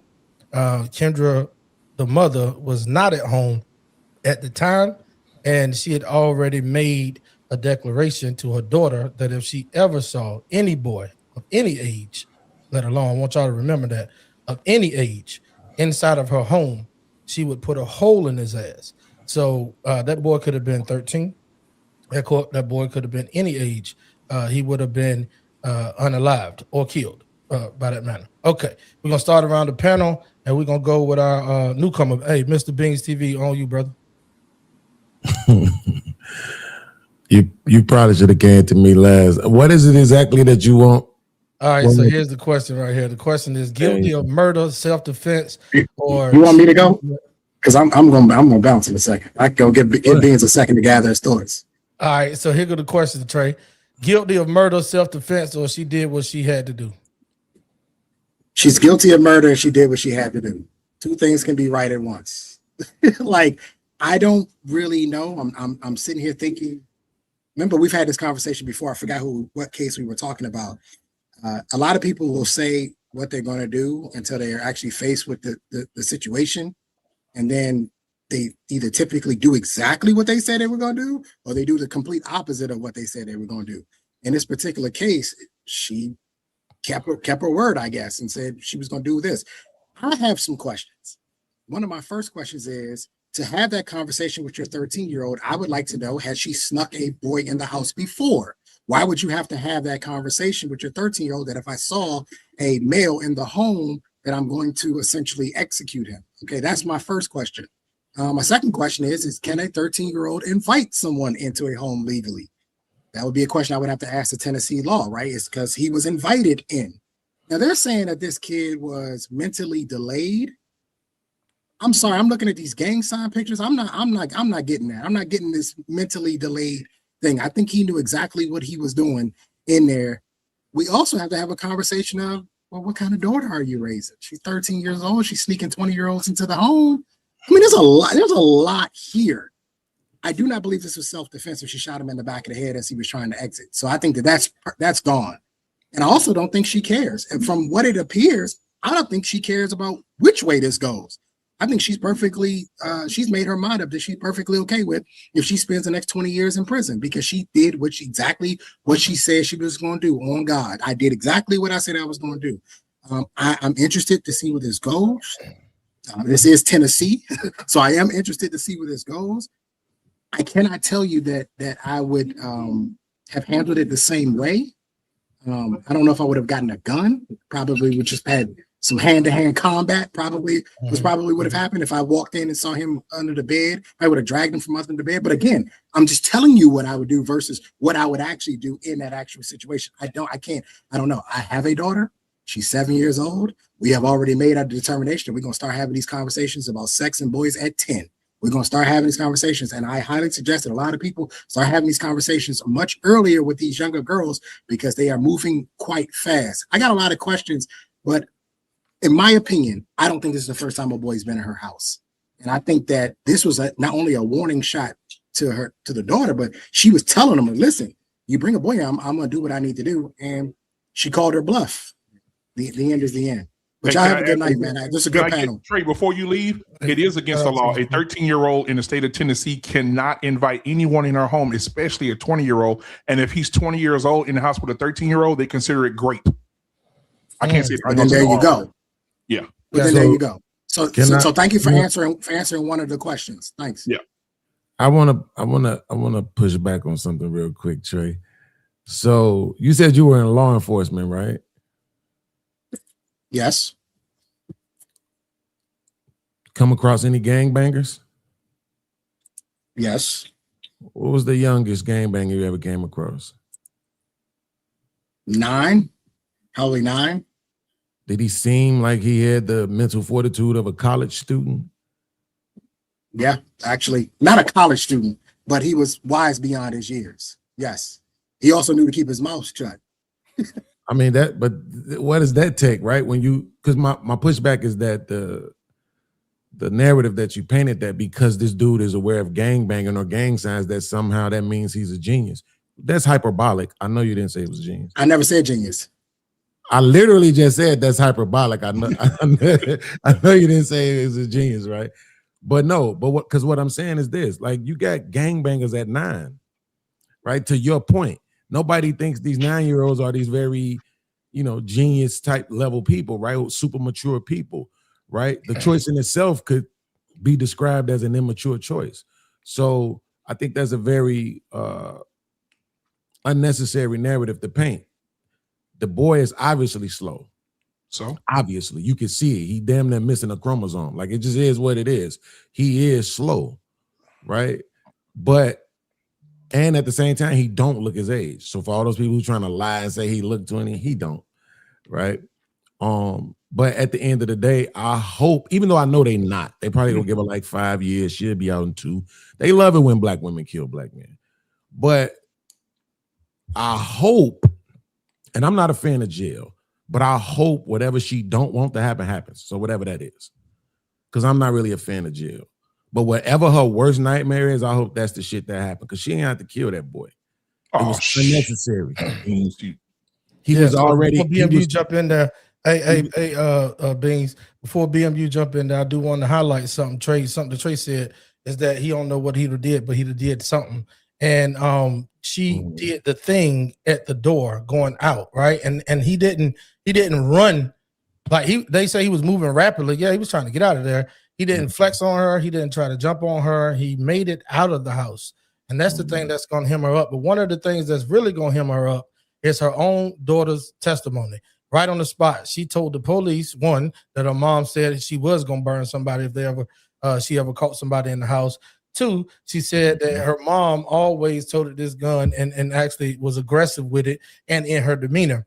So the daughter is actually working against the mama's best interest when it comes to her mama having any chance of getting off on self-defense. We'll go ahead on Beans. If you wasn't done, you can go ahead. If not, we'll move. Yeah, just to answer the question straight up. Yeah, like she was dead wrong, bro. Like at the end of the day, in this situation, who you more mad at, him or your own daughter? Right? Like I react to videos every other day of, I just did one, BMU, where the chick admitted on Daily Wrap Up that she got homegirls who got 13-year-old daughters that selling ass on the track. Right? We want to keep pretending like, oh, you 20 and you a man, you grown as hell. You know everything. You mature and you know everything and blah, blah, blah, and all this other shit. And you a 13-year-old girl, you don't know nothing. And any choice you ever made is somebody else's fault. That's bull crap, BMU. Yeah. All right. So before we move to BMU, man, we got 181 people watching. Y'all do me a favor. Yes, if sir. you're over here on T-Max Network, please hit that like, that subscribe button, click that thumbs up and like the podcast, man. We're dropping these doggone gems on you from topic to topic. If you're over on Black Man Unfiltered Network, please subscribe to his channel if you have not just yet. We want to make sure that we connect the two and everybody wins at the end of the day. BMU, it's on you, brother. I believe that we always, as men, say women are highly emotional. And I believe growing up with a black mother, black aunts, and black women around me, I've heard black women say that to their children. I'm going to work, but if I catch a boy in my house, I'm going to fuck him up. Now, we as black people, we can sit here and act like we ain't never heard those comments come out of a mama's mouth. We've heard it. I've heard it growing up. I heard it. And so I believe in Texas, this would be a clear cut. She'd be at home right now eating Cheerios, watching Wheel of Fortune, because you got a 2-block period. Somebody's in your house to take care of that. So here in Texas, that she'd be at home right now. But Tennessee's law seems to be a little bit different because she's been arrested for first-degree murder. But I do believe if a man's under the bed at your house, he's 20 years old, he comes out, she beat on the door, said, come out. She go get that yah-yah. He's running out the house. She says, okay, I'm going to do what I said I was going to do. Bye-bye. If you don't come in this house, you are alive. The porch is still an extension of the house. She didn't chase him out by the mailbox. She didn't chase him to Dollar General. He was still on the front porch of the house. And so here in Texas, I'm telling you, she'd be at home eating Cheerios. Can I ask you a question? You can.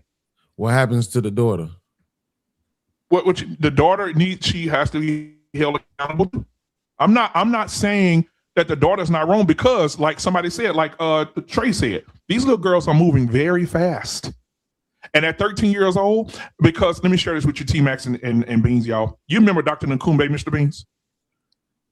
Probably. He used to be on my show, the bald head doctor, PhD doctor, used to come on my channel all the time. He says he talks to young girls all the time. He's a therapist. That's what he does. He works for the FBI now, so he can't do content no more. But he says when he talked to little girls, he's found out in the studies that they've studied that by the time a girl is 14 years old, she's already had an average of 5 bodies. By the time she's 13, 14, she slept with 5 boys or 3 boys and 2 men. I believe it. By 13. I mean, they're starting early. So I do see this. I do see girls going out and then these 20-year-old boys, and they say this boy here was slow as a VHS tape rewinding, right? But at the same time, slow or not, short bus or not, you had enough sense. You wasn't slow when you came through the goddamn door. You weren't slow when you trying to put some penis in my daughter. Now, you all of a sudden slow and ebonically challenged, right? when you get shot, but you wasn't that when your penis was hard in here with my 13-year-old daughter. Now, if you have a daughter, I have a daughter. I burn this bitch down in here. I saw him up. If I catch him in here, he over with. And I'm gonna whoop her ass real good too. So, I mean, that's just my thoughts about it. I think that, she's gonna go to prison. They're gonna try to make an example out of her. But I do believe, Tavon, that she got, she had enough. I mean, her daughter. And I'm gonna say this: in the Black community, we have a huge problem with epigenetics. I think that the trauma of your mama becomes the life of your daughter. And I think there's a lot of young girls who take on the life of their mama, and their mama is so embarrassed and ashamed of the life they lived, and now they're seeing the mirror of themselves in their child. And now they're trying to prevent it by any means necessary. Okay. Well, listen, man, everybody on the panel so far is cooking. Shout out to Beans. Shout out to BMU. Hey, listen, y'all. Janae, I see you in the background. Baby girl, turn on your camera before you come up, and we'll pull you on up shortly. We got 223 people watching, man. If y'all are commenting in the comment section, be sure to comment on this topic right here so we can read your comments off. We're going to go to Shawnee P. Next is on you. All right. Now, according to the law, I think she in trouble. But I'm gonna tell you, I have an 18-year-old son, and I've been telling my 18-year-old son since he was about 6 to distance himself from a young lady. I talk to him. I let him know, get caught with some minor poontang. Somebody's father. I'm no match to somebody's father. If they come at you because you didn't. Consent is everything. Even when they're the same age, you got to ask their mommy, can you do that to them? And as a mother who has taught her son, lay down the law, I've given you examples, you're going to have to eat that bullet, baby, over that 13-year-old. Absolutely. Gotcha, ensure your sons. You got a black son, quadruple down on. You got a daughter, 4 times that. Yep. We are not giving our boys enough information in this world. Most of us women have been creeped out on. So what, the daddy not there? You know how I feel to be creeped out on, or you got a friend that's been. Teach your boys, baby. If you do that and you're caught doing that, it will not be pretty. That's why you are insured. Yep. I'm telling you what it looked like. Distance yourself from the young lady. I say, because no matter how fast tail she is, they're gonna look at her as the most innocent, the softest, the person who's being preyed upon. Facts. Facts. No doubt. Hey, Janae, we're gonna come to you right now, Miss Lady. For the production, if you could put some light in your face, we appreciate it. I'm sorry. Right. There you go. Now you good. There you go. Sit down somewhere. Yes, sir. Hey, thanks for pulling up. Thanks for pulling up out the comment section. On you. No problem. First of all, in my state, Texas, this is a gun-toting state. Yeah, I'm here. Okay. Bang, bang. Yeah. So, first of all, obviously, this isn't the first time the little girl has had a young man in the household. Because for her to be so comfortable to have the boy to come to her house when her mama wasn't there. Okay, and in this situation, we're going to have to put the blame where it belongs, which is on all parties. Now, 2 things, like you said, can be true at once. Okay, murder, and she had to do what she had to do. I grew up in a strong Baptist, Black, traditional household, so I wasn't allowed to do nothing, and my father was military. So yeah, story of my life. Bless your heart. I know. Everybody thought I was gonna be a nun, practicing kung fu with no husband and no kids. But I got blessed. I got a good husband, and I have 3 sons. And I tell my sons all the time, if a girl says no, that means no. If a girl tries to get you to come over to her house and her parents aren't there, what you supposed to do? Call you? Exactly. I feel that what she should have done was pulled her weapon, tell him to get his ass from under the bed, held him at gunpoint, called the police, and had the police pick him up. Because regardless of the fact, he was a 20-year-old grown man trying to get with a 13-year-old, whether she was hot or not, he knew just like she knew. All right. Chrissy True Blue, it's on you. So in this standpoint, I feel that the mother was wrong. The simple fact that her daughter has done this before, and at the end of the day, it wasn't like he was being aggressive towards her. Like, she could have took the proper necessary measures to put him in jail, call the police, do statutory rape. It's a lot of things that she could have done instead of taking matters into her own hands. I do have a son and I have a daughter as well. But you know how your children are, is what I'm going to say.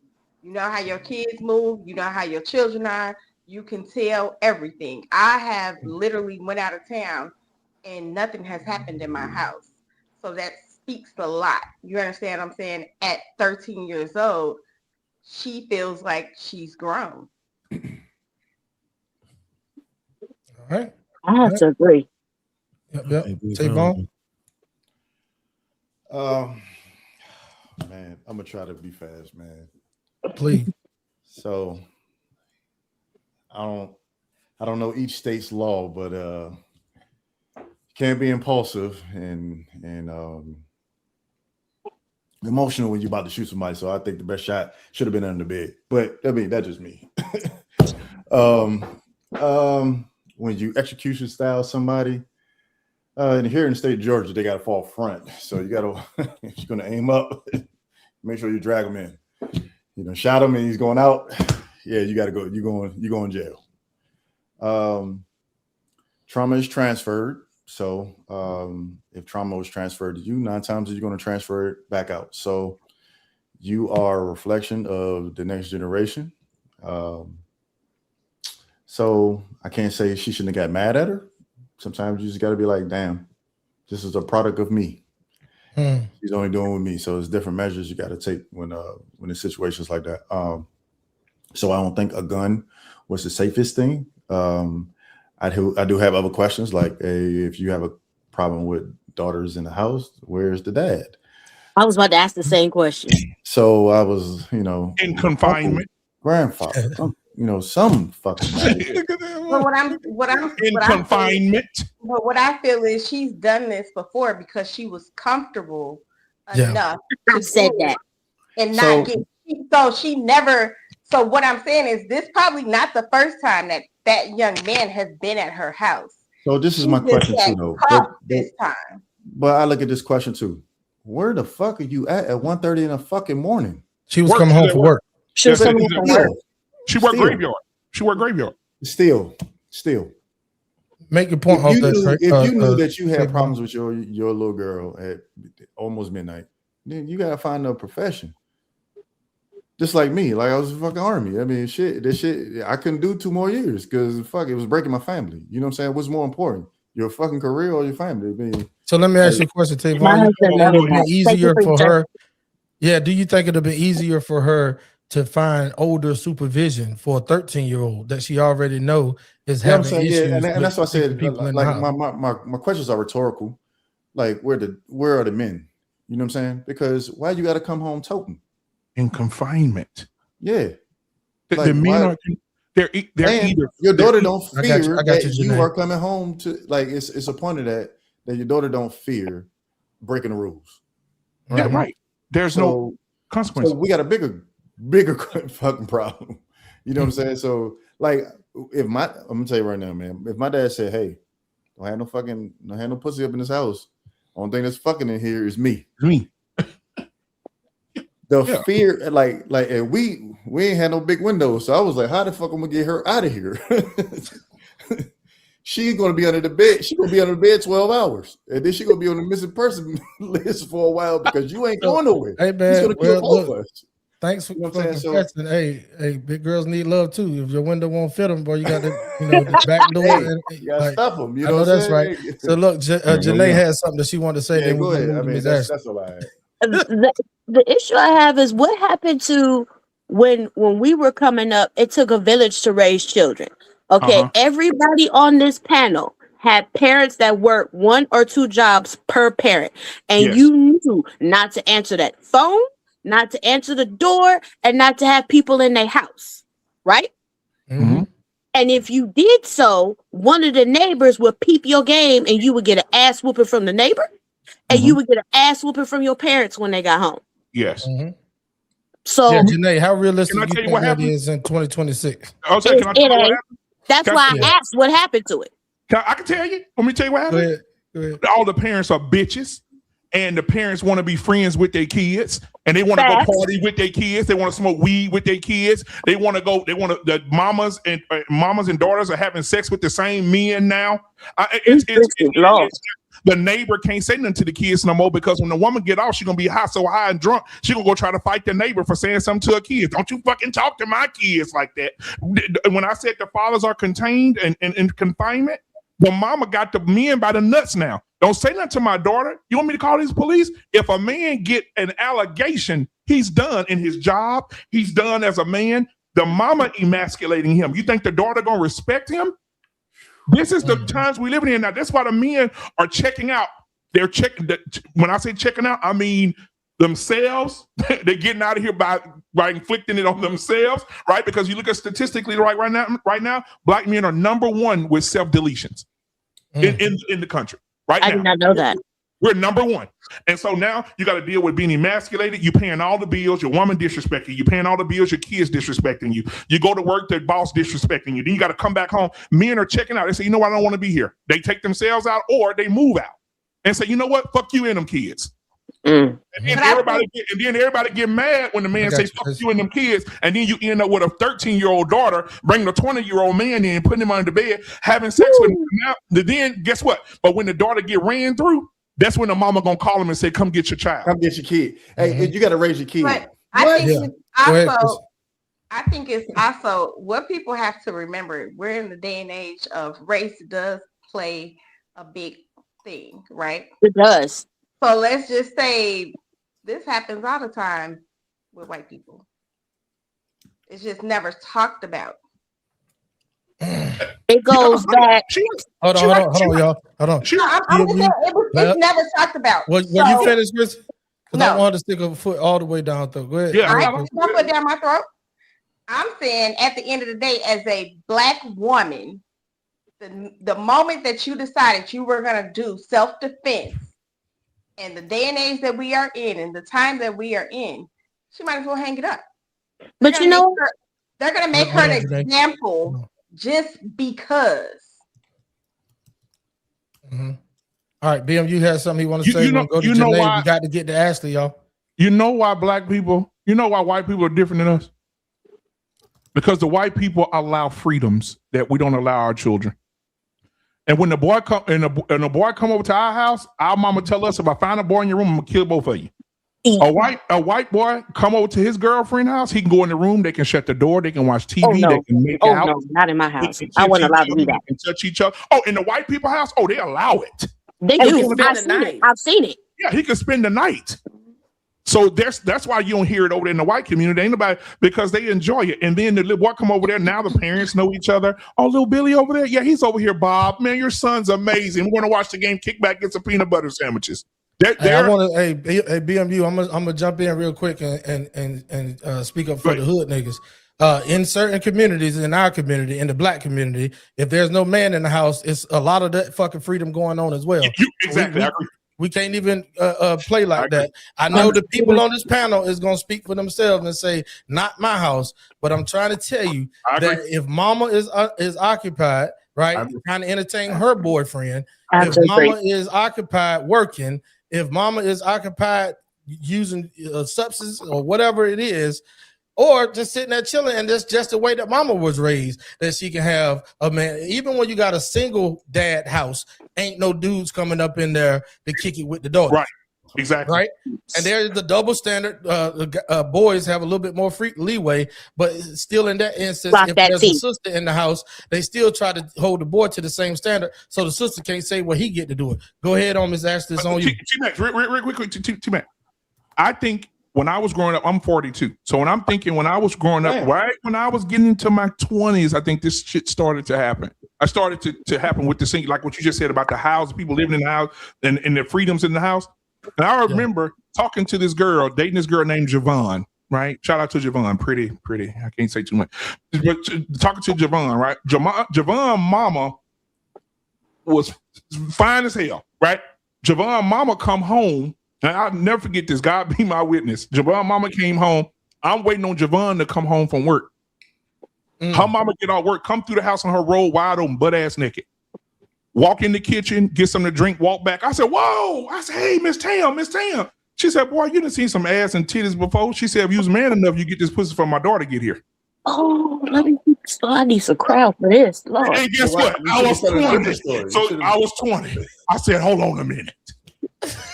Wait a minute. What? I said, hold on just a minute. And guess what? As soon as her daughter came home, she said, I fucked your man. So BM, you told both of their ass down. She told her daughter, I fucked your man.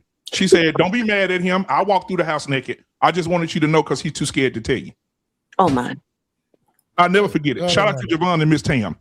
There is a lot of competition going on with mothers and daughters a lot of the times, and they don't have to go as far as fucking their man, but they will restrict them. They will be mad. Hold on, because this could have been because see when that lady found that young man underneath the bed, she didn't know if he was 20 or 13. Yes, all right, and just like somebody said earlier, he did not look. I think that was Beans that said he did not look 20. Okay, so with that being said, she didn't know how old the boy was. She reacted to a boy being in the house. Do y'all think that she was jealous because she didn't have a man pulling up trying to see her? It could be both. It could be both. If she imagine a mama who lived her whole life, she got children. She probably got multiple children by multiple men. Let's just be real. And you see your daughter getting all this attention from these older men. Right? I'm talking in some cases, Ashley, not all. All y'all ain't out there like that. But I'm talking about I love the makeup queen. You look good, Ashley. Thank you. Oh, she took them glasses. Look, wait a minute, Ashley, turn your camera off. But anyway, listen. And then the dimples. She playing with us tonight. I don't like it. But anyway, so I forgot what I was going to fucking say. Somebody go. I don't even know. Ashley, get on my damn nerves. This is what I haven't heard anybody say, and this is coming from a black woman who had a black mother. The mother-daughter dynamic can be a motherfucker. Block it, my mama had me between the washer and the dryer. Because my mouth was slick. Oh, I know that. Right? And then the young lady that is on the panel right now, we have sons who are close in age. My son is 19. I agree with Miss Chrissy when she says, and the other young lady who is on the panel, you have to prepare your boys too. We keep talking about these girls, because little girls be lying about their age. I am willing to bet that it was not her first time having a man older in her home, and that nigga did not know she was 13. In them goods. Right? Well, what happened We don't know what happened to, like, when my kids was that age, I've seen their iCloud. I've seen everything my kids did. There was no privacy. But you weren't friends with your kids. You weren't friends with your kids. You was their mama. Home at 1:30. Yeah.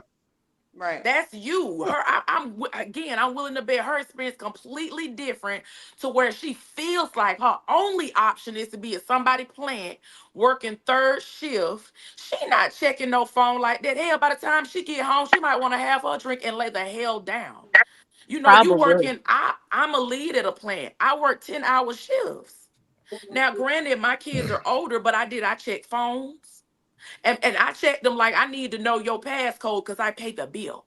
That part. I do So that I with check mine. phones. But I also had the conversation with my son about, hey, don't be on this iPhone seeing little titties, little Yes. nipples, Yes. saving pictures, screenshotting these young girls because now that's child pornography because you Pornography. Yes, it 18, is. 19 years old. Sending pictures of your You know, we body. can't keep Yes. we can't keep holding little girls responsible and saying she being fast like these little boys ain't Ain't fast. just as And fast. and Right. just lying and fucking out of both pants legs. You know, we have to hold. So when I think about this daughter, I feel He like she's going to disgusted. need some. She is going to need some intensive therapy, not only for this tragic accident, but for the dynamic. I'm sure that her mother and her had to have because the mama felt safe enough to say to her, "If I catch a nigga in my house, I'ma blow a hole in his ass." That lets you know right there where they've already been. Right. Facts. That lets you Yes. know where they've already been to where I'm having to because we think about it. Most parents don't start off at a 10. You talk to your children most of the time till you blue in the face. Like, do you Yes. hear me? Are you listening? She's Especially to the with point to where boys. she didn't have to tell her I'll blow a hole in a nigga ass. She tired. You not listening. But I can show you better than I can tell you. And I grew up with grandparents, and my grandma used to say, it's more than one way to skin a The cat. cat. I'm tired now.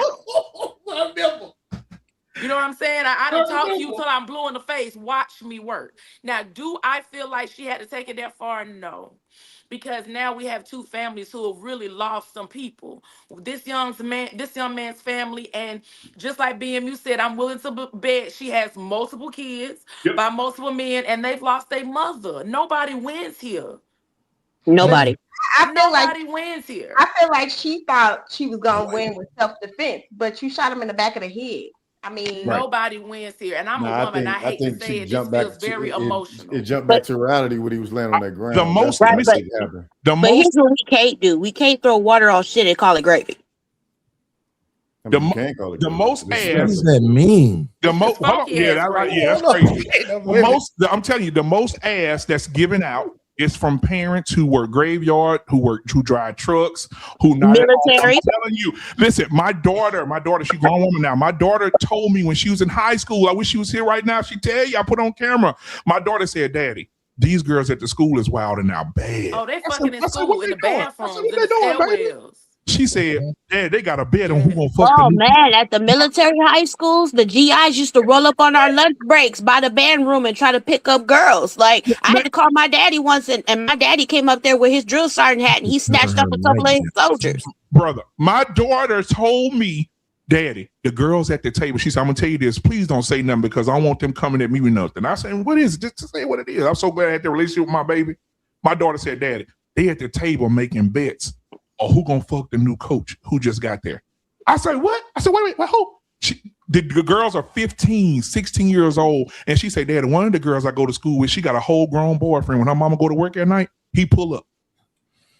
And can I address, someone mentioned something about him being slow or him looking like he might be Hold on. hold Hold on. For all y'all go, because we like to speak on fact, not emotion.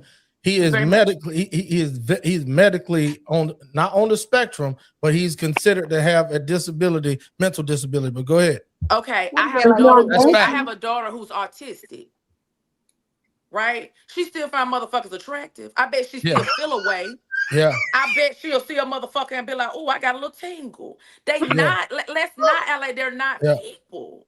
Yeah. And the only things that kind of, differentiates them from quote unquote people who are regular is they don't get 2 and 2 equal 4. Yeah. Right.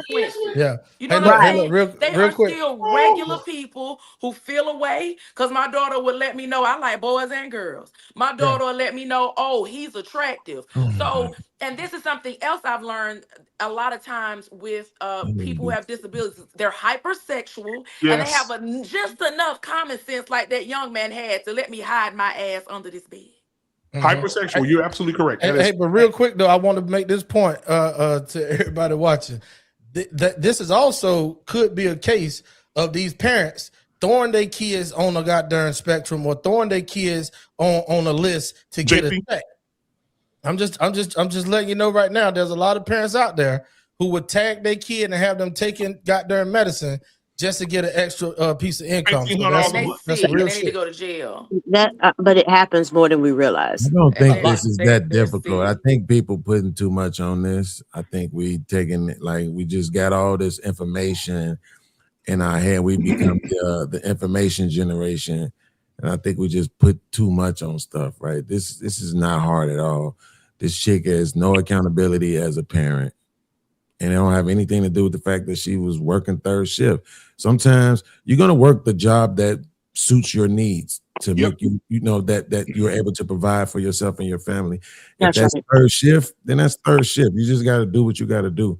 Now, my OG never worked third shift, but she did work 2 jobs. I remember she used to work for First National Bank, which became Chase.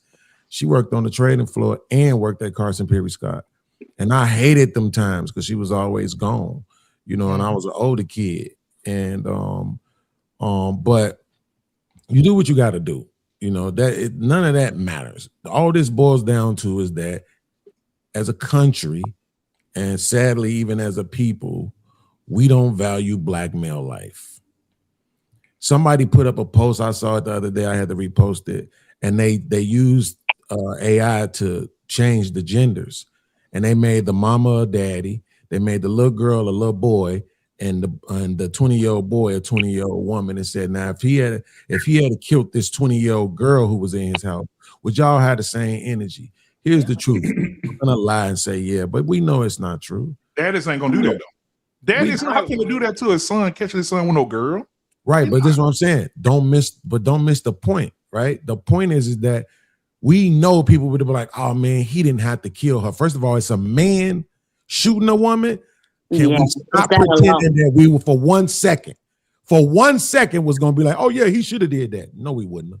That's a man, that's a woman. Nobody expects a man to commit any kind of violence towards a woman, let alone shooting her.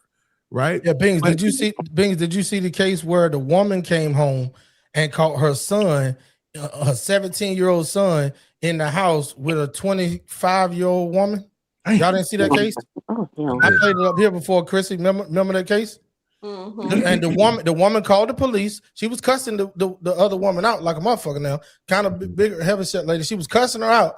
And at the end of the day, she called the police, cussed her out, threatened her that she was going to jump on her and beat her up. But she waited till the cops got there. The cops arrested the woman in the bedroom, walked her out. The mama cussing her out the whole damn time. The cops verified with the mom, how old is your son? 17. How old is this lady? 25. And then they went on and took her on the way. So you're absolutely right, brother. I didn't mean to cut you off, but I thought that was important to what you were saying. What state was that in? I can't remember the state. It was in the South. So I can say that. 30 care because in 30 states, 17 is consent. I was It wasn't that state. I know it wasn't that state because they arrested her. Yeah. Okay. No, they arrested her for statutory rape. Yep. Oh wow. Yeah, in Texas, boy, you can have a legs behind ankles They'll behind ears. do that in Chicago. Yeah, hold on. Actually, let Beans go ahead on and finish. We coming right there. Yeah, I mean, like I said, man, it's just about the devaluing of black male life. You know, at any point in time you feel like you need to kill a black man, it's all good. People gonna justify it as long as you're black, right? If a white person, people would have been saying they ain't need to kill him. If it was a cop, people would have been saying they ain't need to kill him. You know what I'm saying? It's just kind of it's kind of sad. But real quick, I'll land here. I saw Snoop Dogg say something earlier on BMU. He said one of the things he regretted the most about his youth was dissing Eazy-E, right, back in the day, because he said he really liked Eazy-E. Like Eazy-E was one of his people that he looked up to musically. And he said, you know, but I grew up. I became a grown man. Easy E was like 20 years old when he dissed. Snoop was like 20 when he dissed Easy, right? So this is what I want to ask. And you don't have to answer it now. I just want people to think about it. What's a grown man? Right? Because when I listen to women talk about the decisions they made when they was 20, they was young and dumb. They was still a little girl, right? It's all of that. But when you a black male and you 20, it don't matter if you 13. They want the 13-year-old boys in the streets playing with guns to be treated like an adult. But then the 13-year-old girls who are making decisions about their bodies sexually, somehow would they need to be treated like victims? I'm just saying, make it make sense. I don't think people can. They're not treated like victims. They treated Not like at all. They treated like as an adult too. I learned that you can go to the doctor without your mama at 13. Facts. Yeah, we're not treating her like no victim. She had some accountability. I learned that it was a little. Wait, 1 second, Chrissy. What's her accountability? What does it look like? It looks like the both of them on that phone and making those plans to get him in her home. No, that's the action. I'm saying, what's the accountability though? But what's the accountability? He got his accountability. He did. So what's the girl? So her accountability is going to be definitely emotional. She going to need to speak to somebody. Her accountability going to be, that's what she going to replay in the back of her head every time she see her mama. Or she's going to be rebellious. Or she gonna go have sex with somebody else. How about seeing that young boy dead on her front lawn, knowing that they sat down and made those plans to get him in her home? There's some emotional accountability there. She gonna need to speak to somebody. Hey, speak on it, Bings. I know where you're going with the brother. Mental accountability. That's what I'm saying. I get you. Her accountability is his death. That's amazing to me. Wow. Right? Like she get to live. She get to go forward. She's only 13. Should she be charged in the case that she was a major cause at the young man being unalived as well? Yes. Yes. Listen, I am not going to say that I don't have some agreements there. Put that little whore in jail with her mama. Clip that. Wait, So clip that. Somebody. Charged as an accessory. My email is, I'm sorry, y'all. My email is isyLPshow@gmail.com. Clip Ashley doing that and send it to me. I swear to God, I'll send you $5. All right, you already know the chat is on it. Hey, look, speaking of $5, hey, BMU, you got 500 jewels over there. Shout your people out, brother. Hey, yeah, what's going on, man? RC Creation Muse 2023, man. Thank you for the 500 jewels. I appreciate that. That's 500 jewels. That's $5. I appreciate it. Let's see, Deborah. Thank you for the $5 super chat. She said, "I'm just here to watch the expressions on Beans' face." Hi, Beans. That was a bad shoot. Yeah. Yeah, you've seen it. You see it. She's like, right? It's like, this is how we treat women, no matter how old they are, right? No matter how old they are. We act like, oh, well, whatever their experiences justify their actions all the time. Whatever they've been through justifies whatever choices they made or whatever they did. This girl get to live her life. Not just women. I think that's people. Yeah, well, no, right? Because men's experience don't get to justify anything. Whatever we went, no, we treat men. You meet me today, I say something you don't like. I'm everything you think that's wrong with men, and you have no clue what I've been through.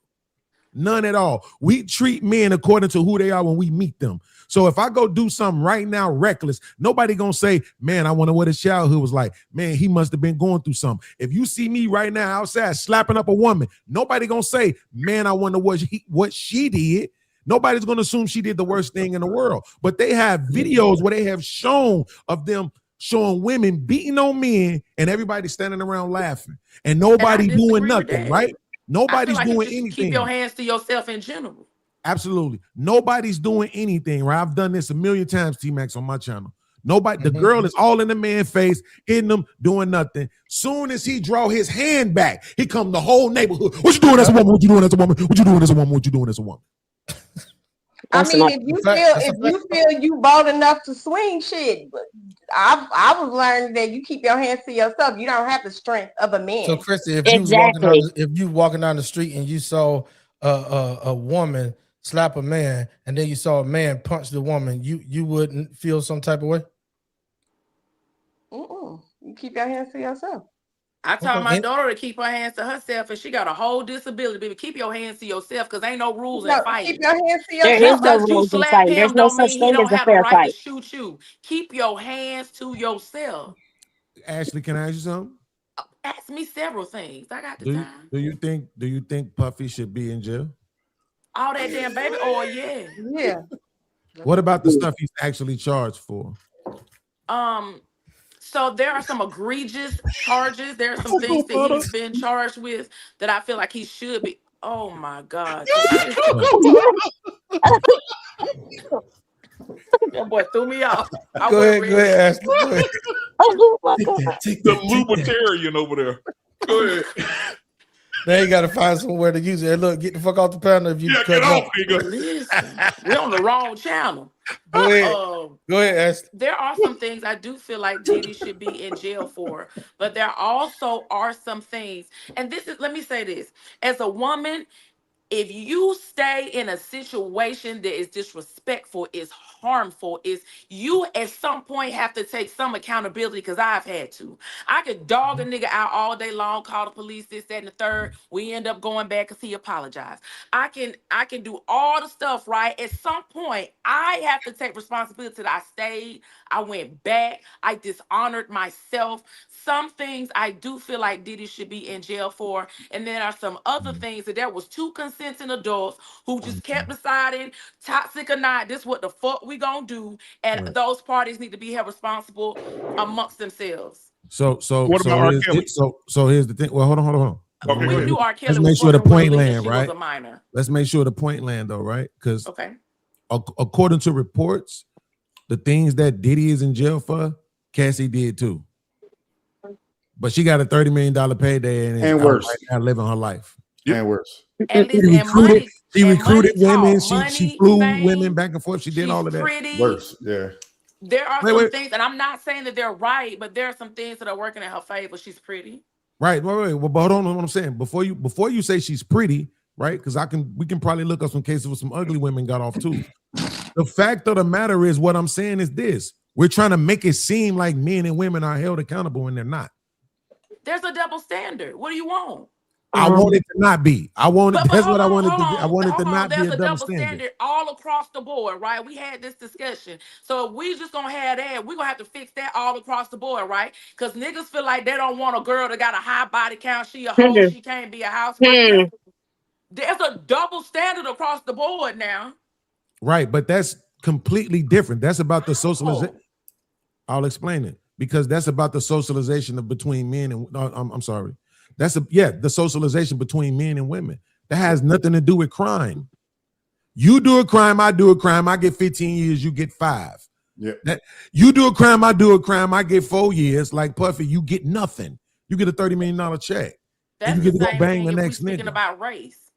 It's the same I mean, it's thing the in that difference arena between too. Mark and Malik. Mark can do things that Malik can't do. Hold on, wait a minute. Hold on, I'm lost. Break down the names for me. She's talking about Mark is white, Malik is the black. Black. Mark can get away with more than Malik can. I was looking at Bean's face and he was over here. I thought Bean was frozen for a minute till I saw his eyes move. That's what I'm saying. But no, listen, man. Hey, go ahead. Anybody want to address the Mark and Malik comment? Because Chrissy did analyze when stuff happened to us. She compared it to when white people do it. I'll say this before anybody go. Why is it that whenever we compare white people's success, white people's overachievement, looks, if people are comparing like looks being better or demeanor or upbringing being better, we always quickly to say, fuck them, who cares what they do? Nobody care what white people do. But then as soon as something happened on our end that's bad and degrading, or we take it as if it's an insult to the whole culture, we want to go ahead on and compare ourselves to white folks and say we not alone. White folks do it. I'm gonna come to Chrissy real quick because you made that comment, and then I go around the panel. Okay, so I can give you a prime example. It was a young lady here in Illinois. Okay, before you go to prime examples. I don't mean to cut you off, but y'all might think I'm being rude, but I got history with Chris and she do this shit all the time. Y'all are getting lost in translation. Okay, no, go ahead. I'll let you finish, but if you don't answer my question. It's nothing to get lost in translation about it. It's true. It's a proven fact. The proven fact I'm sorry, I cut you off. I was rude. I apologize. It's a proven fact that they hold black people to a different standard than they hold white people to. That ain't my question. What's the question? Okay. I knew you were going to look. But it's a great segue though, Max. Do you see it? Do you see it, bro? I see it. I see it. You got to understand one thing. Chrissy do this shit all the time, and I want people to understand. Chrissy, answer my question first, then segue because I see where she's going with it. Okay. My question is, why, as Black people, we say we don't care what they do, we don't care nothing about them when it looks like they're being risen above us, but when we're being talked about or highlighted for our bad behavior or something that goes on with us, we're quickly to compare ourselves to them. Why is that? I knew she missed the question the first time. Yeah, I missed it, y'all. I'm telling you, she heard what the fuck I said. That's a good question. I mean, to me, I don't feel we don't idolize ourselves. We don't compare ourselves. I just feel it's a difference when it comes to society. Like one person can get away with one thing, and another person, if you Black, you can't get away with shit. If you white, you can get away with whatever. It's entitlements, basically, at the end of the day. But the bigger question is, do you see a problem with that? Of course it's a problem. Okay, so here's my question. Why don't women? Why don't women see a problem with their entitlements? Oh my God. He said, women, what do you mean? Why don't women? All right, man, thank y'all, man. I'm here every Sunday. No, don't you do that. Don't you do that, man. You got to at least stick around to hear the shit she got to say back. Go ahead, Chris. I mean, women don't are see a problem with it because they benefit from it. But go ahead, Chris. I mean, women do have entitlement. And women always feel like they entitled, and it's a double standard. It's a double sword. See, right now, imagine this, audience, and I'm not making this up. See, I'm glad she just answered it, right? She said, "Hey, listen, man, it's just how it is." Well, just how it is for white people. Then let them get away with the shit that they get away with, and don't complain about it. Then shit, they get away with half of the shit. We don't complain about it. What can we do? If you understand it, this is what I hate about human beings. I wish the aliens would just come and destroy this motherfucker, bro. Yes. You're on their way, bro.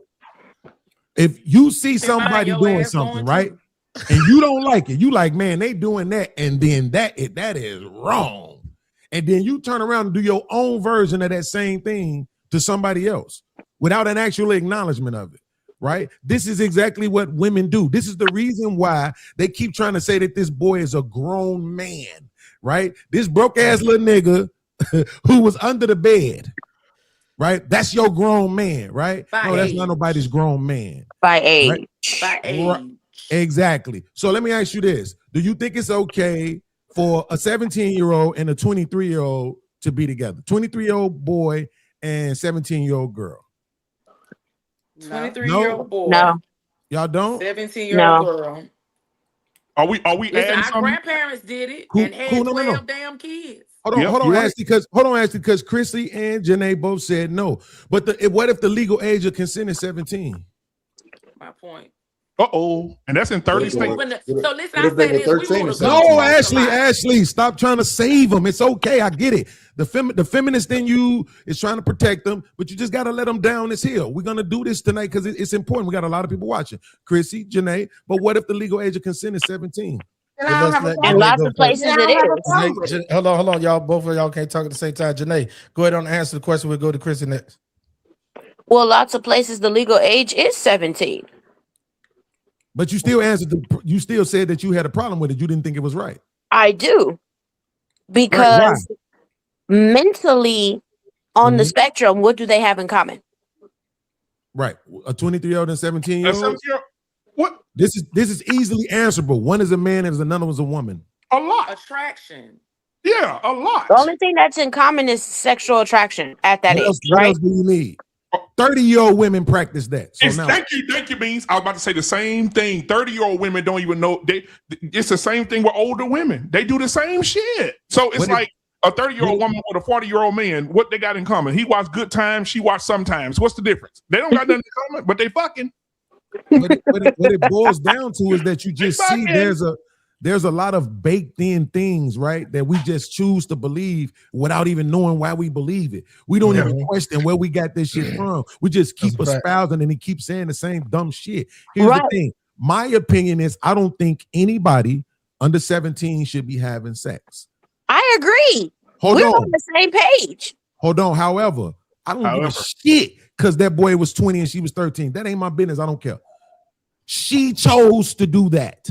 When she's making her own choices, I'm gonna let her live with her consequences. That's how I parented my children. Right?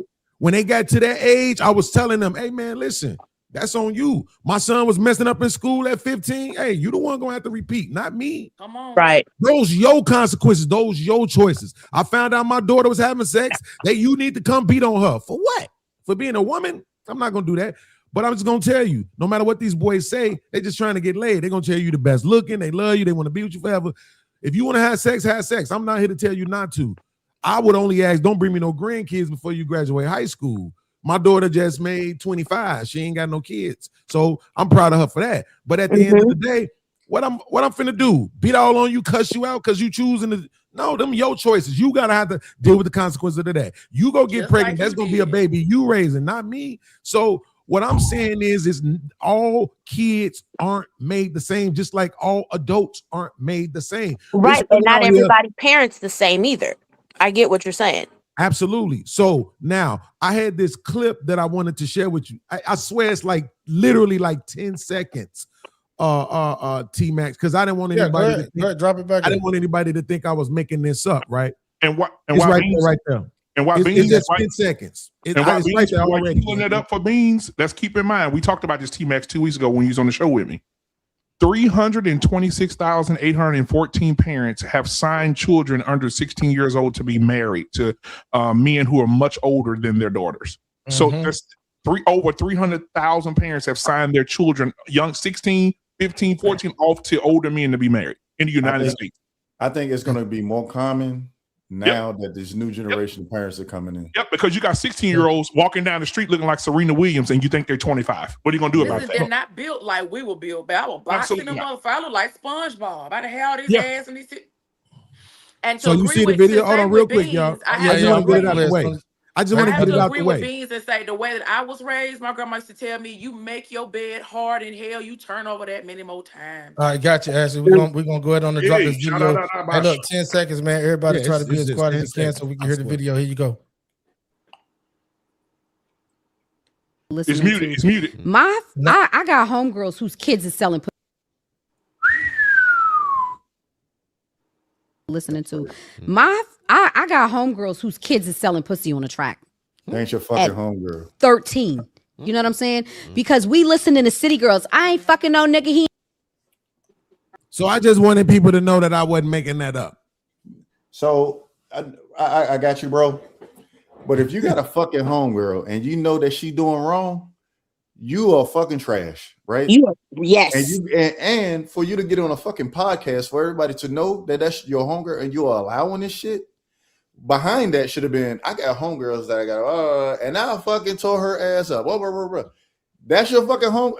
I don't have a homegirl that is. I don't have a fucking son that's. Tavon, the sisterhood is always going to win. I don't mean to be offensive to any woman that's no, and I got you. And the I got sisterhood, they can sit at the table and be married for 15 years, got a good husband. They can sit at the table with their friends and say, "Girl, you remember Andre at my job? Girl, that nigga dick me down." Guess what the friends gonna say? They're not gonna say you badass wife. They're gonna say, "Girl, was it good?" Everything that goes on in their life, they deserve everything. All the shit that happens, they get a flat tire, be stuck on the side of the fucking road. They get a somebody beat them up in the motherfucker, which they deserve all that shit. Yep. That happened with men too. That man who living by that happy wife, happy life, who done fuck Sarah in the bathroom.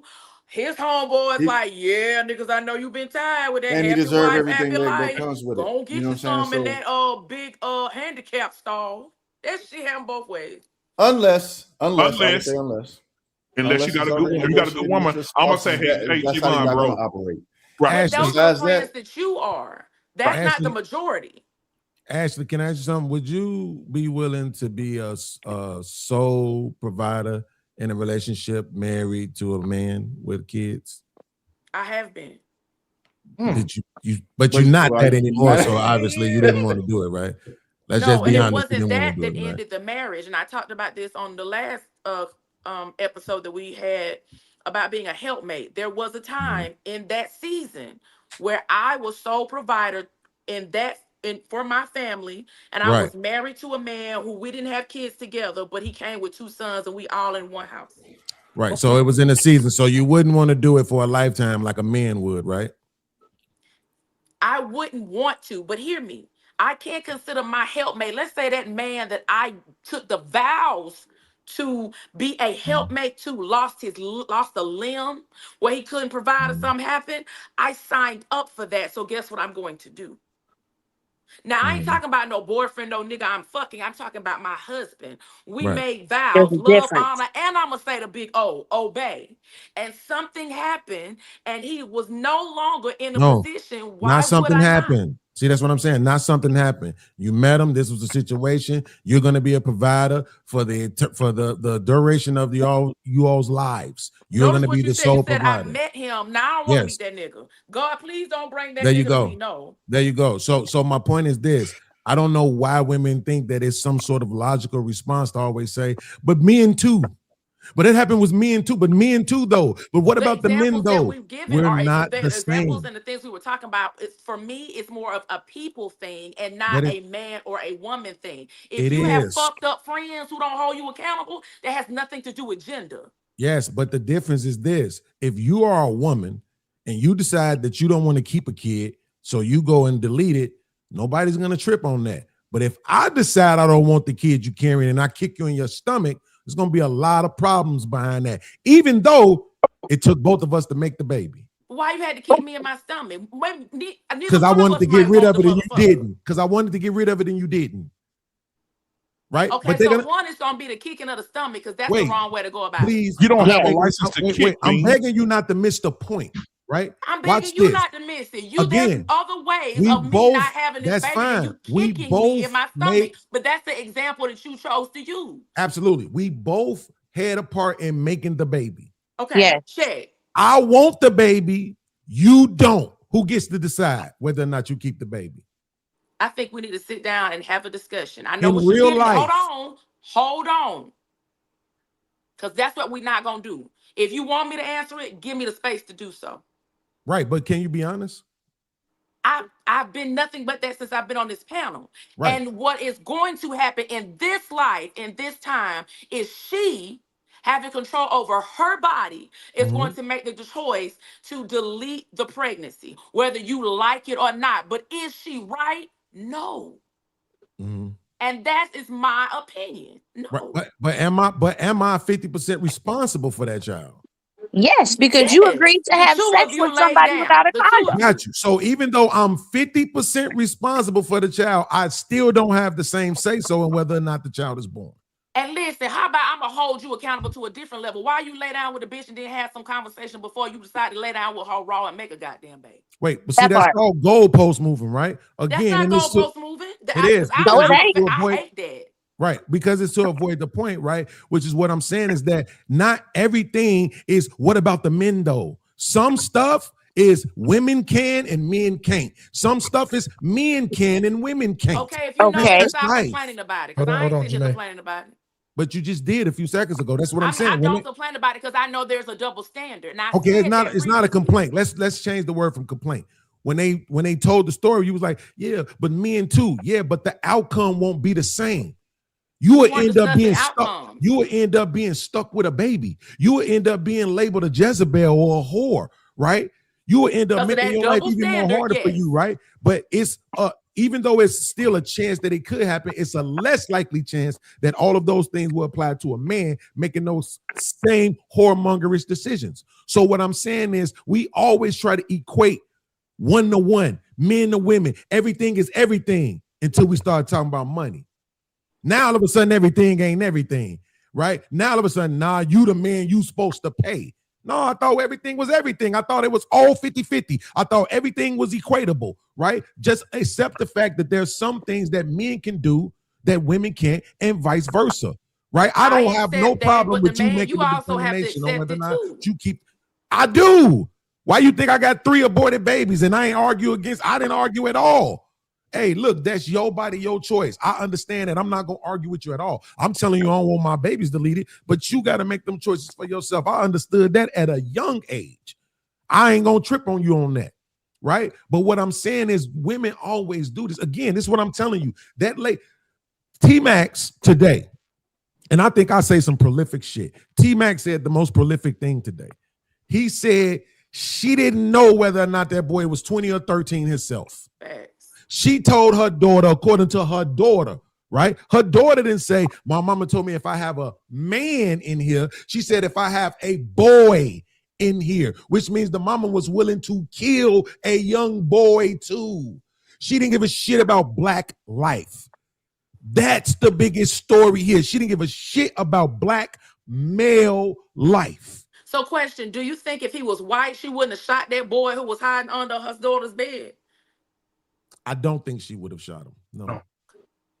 But it's a good possibility that she even though she told her daughter and she didn't put no race on it. If I catch on, well, she did.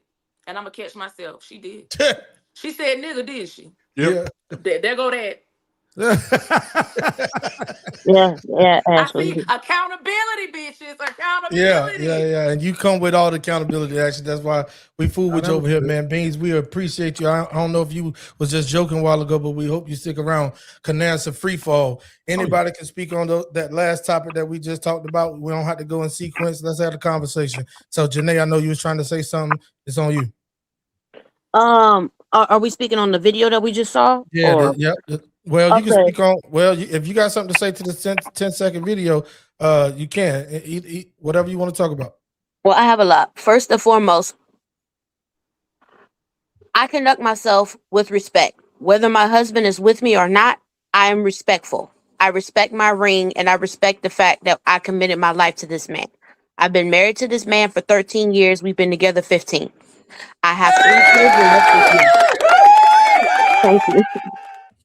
I have 3 children with this man. My oldest child is my bonus child. We have 2 children together. I would never associate with someone. Let's say one of my husband's homeboys is cheating on his old lady, right? I throw a party at my house. He bring the chick to my house, and I know that's not his wife. You know what I'm doing? I'm standing on business as a wife and as a woman. And I'll be like, you go tell your friend to get that bitch about my house, or I will remove them both from my house. Because what we not going to do is bring another woman in my presence that I know is not his wife. And then I'm going to be looking at my husband and be like, you need to make a choice. Your union or your friends. You don't associate with people that don't believe in the same things that you don't believe in. You don't associate with people that don't respect the sanctity of marriage, love, and respect. You don't put yourself in circles with people that don't respect the boundaries, because that's scary. BMU, you want to say something to us? You just said.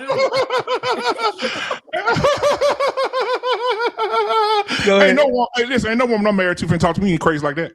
If you come to me and tell me this, I love you to death. I don't know you, but I love you to death because we all family here. But I'm just saying, you come to me trying, it's between you. The first time I said, who the fuck are you talking to? But she gonna start the conversation with you with Oso, you better go and tell your homeboy that you better. No, I wouldn't start the conversation like that. But what I'm saying is I got really passionate about talking about this because I've been in situations where I've seen people do this kind of behavior. Hold on, Janae. You just said that you got passionate about talking about it on a podcast. You don't think you'd have been more passionate about it if the shit was in your living room? I know, hey, Beans, we're going to cook, bro. You don't think that you'd been more passionate about it? So if you just came out naturally and said what you said then, what you think you'd have did to somebody you've been married to for 13 years, Absolutely. right? So it must be comfortable enough for you to do that. Go ahead. Well, for one, Wentworth. for one, I have been in a situation like that with my husband, and what happened was his father tried to do something to where it was completely disrespectful when it came to me and my husband's baby mama. It was at his birthday party. That's both y'all baby mom? I ain't lying. That's what. No, his baby mama. His Okay, baby. gotcha. Go ahead. You said Okay. both of y'all doing some weird shit. Yeah, Over you No, and your husband's baby mama no, is crazy. Go ahead. no. My husband's baby mama. Look at Chrissy. And my sister-in-law Hashtag was innocent. my sister-in-law was standing right there when he did it. I excused myself when he said what he said because it was that bad. And I waited after my husband's birthday party, after when all the guests left my home, and I pulled my husband to the side and I let him know what happened. He got upset because I didn't tell him right then and there. I felt in front of all those people, it wasn't the time to do that. And I felt like the time to do that was when we were in the privacy of our home. My mom always told me that when you have an issue with your spouse, you don't argue with your spouse in front of other people. You talk to your spouse in private behind closed doors. I have a question. I have a Go ahead, question. BMU. The roles are reversed. I come to your house. This is making me feel icky because I don't want to say it's me because this shit would never happen to me.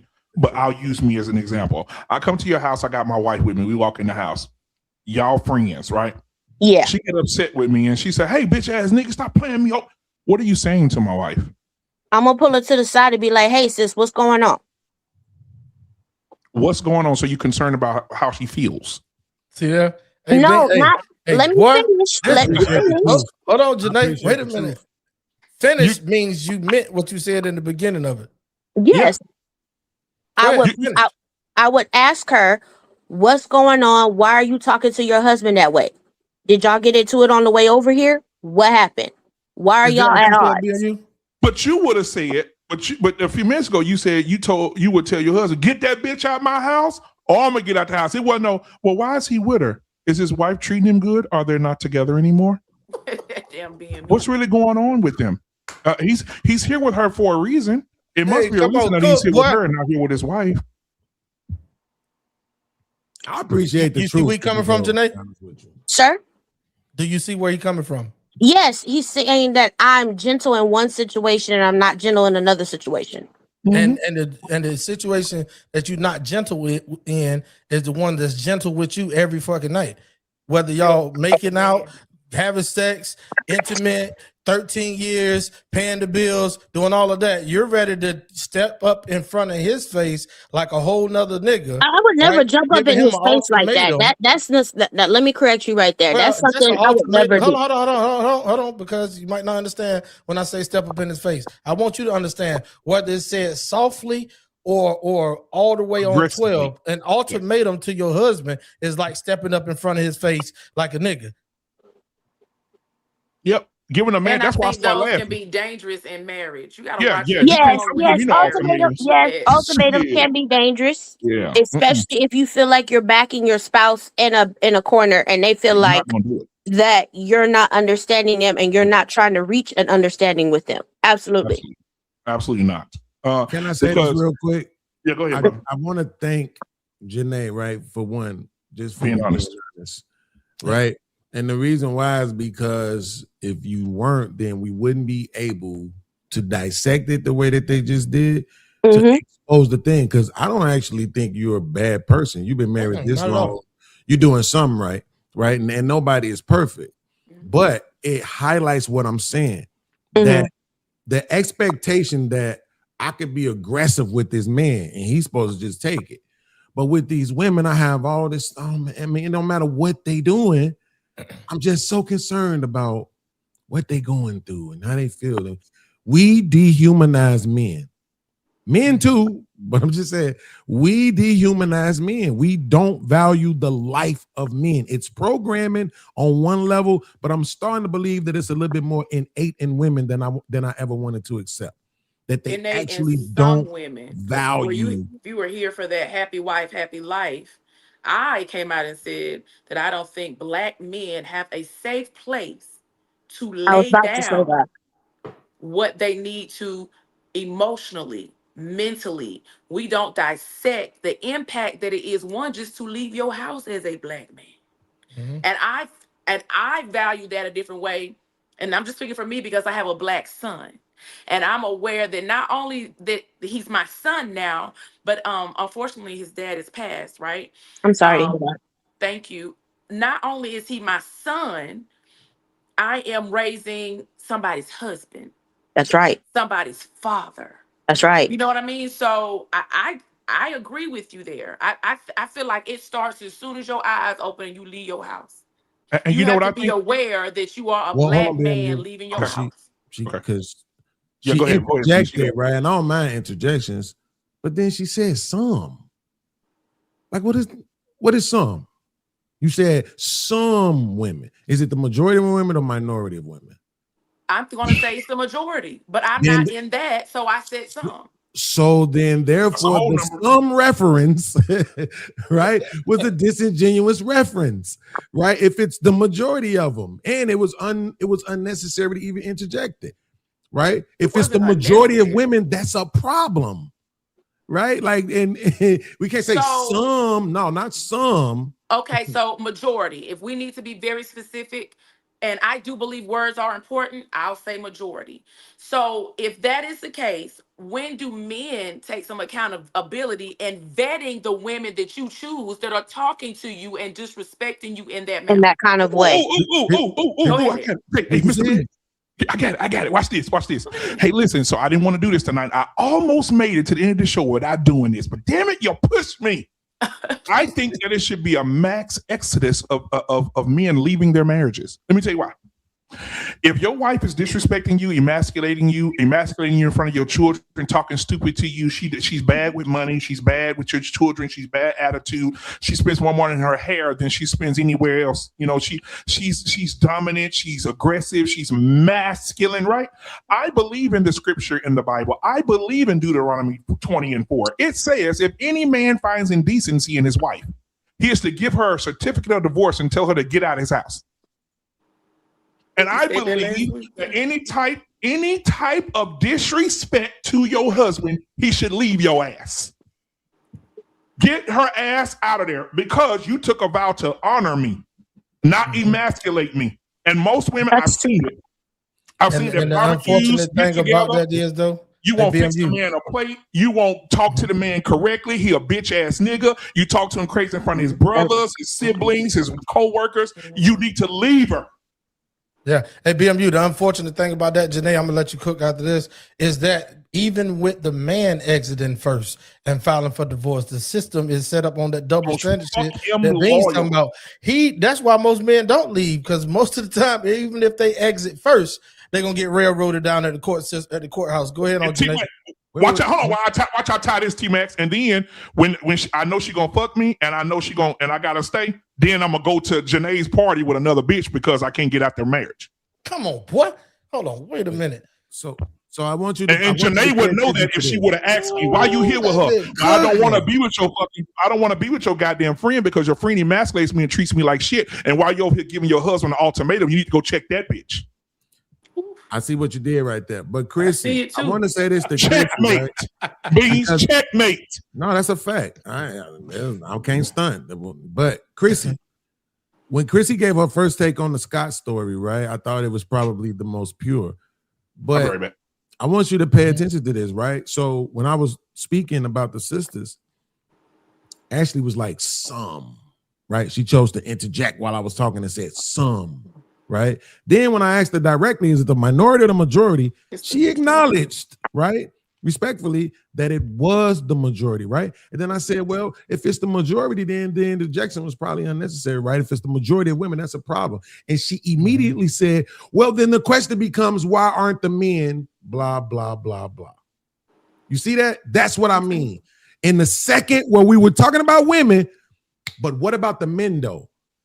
Right. And I'm seeing what T-Max is saying about Ashley. This woman don't want to be nobody's feminist. She don't want to hate men. So I respect her. But that's what I'm saying. That's the level of programming that women have. I'm jealous of the sister code. I really am. Because men don't give a fuck all the about time, other men. They don't I tell the fellas that all the time. Right. They don't give a shit about men at all. They don't want to hear what you've been through, what you went through. Hey, we ain't trying to hear that shit, nigga. You 12. Get over it. Yeah, right? exactly. Like that's how it happened. But that's what I mean. That's why that boy did.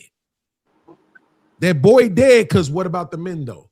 When it should be my daughter got this. Now I ain't gonna say if I would have had a grown ass woman in my house when I was 17, I was screwing around with a 24-year-old woman in my mama's house, but my mama didn't know it because I was sneaking her in, right?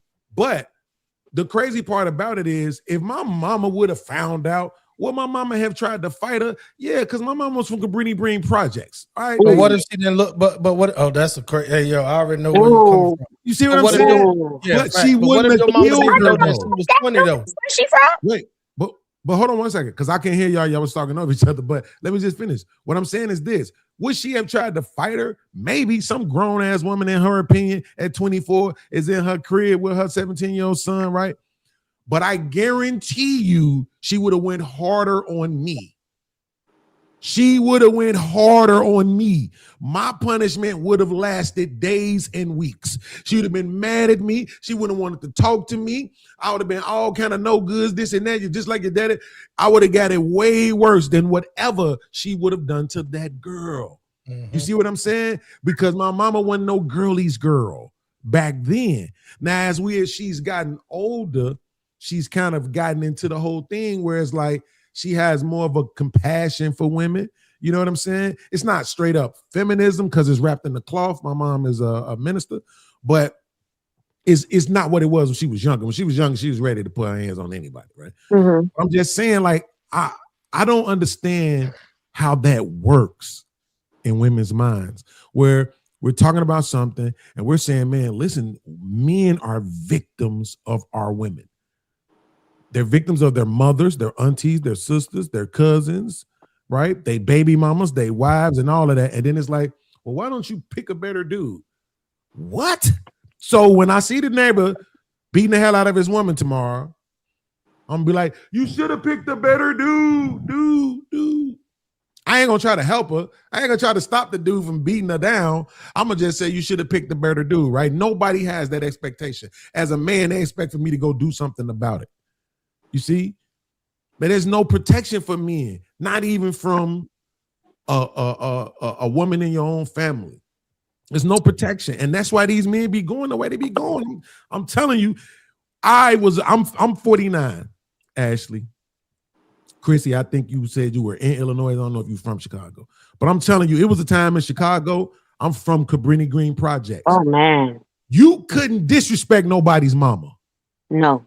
You wouldn't disrespect nobody's mama, nobody's aunties, and all of that. When we came into the projects, it was a lady carrying her basket. The same gang-banging, thug-ass, drug-dealing niggas who shot guns all night was grabbing them bags and carrying them up the stairs. How you doing, Miss Jones? How you doing, Miss Johnson? Right? You say anything, flip it to her. Mouth shot for you. Eye shot for you. That's gone. That's gone. And it's gone because of how women behave. Yeah. Hey, listen, man, we've been cooking up here all night long, 2.5 hours. Beans, bro. I subscribe to your channel. I got 2 channels, so the other one is subscribed now. This one is. So listen, man, I appreciate you pulling up. We ain't done. Anything y'all want to add to the conversation? Because I'm trying to wait to BMU get back. We got to put something out real quick, but Sundays, 7:45, Beans, man, pull up if you're not busy, bro. Your voice is definitely needed on this platform. I know you got a bigger platform, and I'm definitely want to jump in over there when you got an open panel. I just want to reiterate my thank you to Janae for her honesty. I want to thank Ashley for the fact that she is trying more than most women to be objective, rational, and she cares about black men. She is showing that. And Chrissy, because her take on the Kendra Scott situation let me know already that she had a lot of compassion for men and what they deal with. So thank y'all for that, sister. For sure, for sure. You're welcome. Definitely. Hey, that's how you got 16 fucking thousand followers. I gotta get more like you. You know what I'm saying? If I do what you just did right there, because that shit was smooth as the liquor you drinking. If I did that shit right there, bro, I like it. I used to do that, you know what I'm saying? And then I got a 69,000 follower TikTok knockdown. That's when I say fuck being like that, right? That was cool. But I know you meant it from the bottom of your heart, and to their ears, they do appreciate it. But yeah, for sure. Chrissy, hey, you know, the latter part of the show, you know, Beans and Ashley went back and forth. BMB was jumping in. Anything you want to add? Because I know, you know, you kind of took a back seat. Normally you're out in front and putting people on blast when they say some crazy shit. You heard anything up here on the panel that you would love to address or comment on? I think you muted. Nah, she do this shit every time. Here we go. Is it your Bluetooth? You got a Bluetooth somewhere? No? Can you hear me? Loud and clear. There you go. Oh, so I look at it from both standpoints. They both had interesting standpoints. You got a lot. Okay, there you go. Good. They have both interesting standpoints. I understand where Ashley's coming from, and I understand where Beans is coming from as a black man, because I feel in society, black men do have it harder than anybody. That's true. Okay. All right. And I'm gonna say I don't understand. I can sympathize, I can listen, I can show empathy, but I don't know what it is to be a black man. Hold on. We got a comment. I want. Go ahead, Ashley. Keep going. But I want to be a safe place for my black men. I do. I genuinely do. Not just because I am a mother, but because I also, it ties in for me also wanting to be a safe place for my husband whenever God blesses me with one. You'll get one, queen. You're a good woman. I appreciate that. Thank you. But it definitely has something to do with the fact that I have a son, and I don't want to damage him. I don't want to, you know what I mean? Like, I don't want to damage him, because again, I'm aware I'm raising somebody's father, somebody's husband. You know, we don't have sometimes, and I see, and I think it's weird, sometimes relationships between mother and son, it's almost like they treat them like that's their boyfriend or their husband. Yeah, like, and that, I don't understand that dynamic. That's weird to me.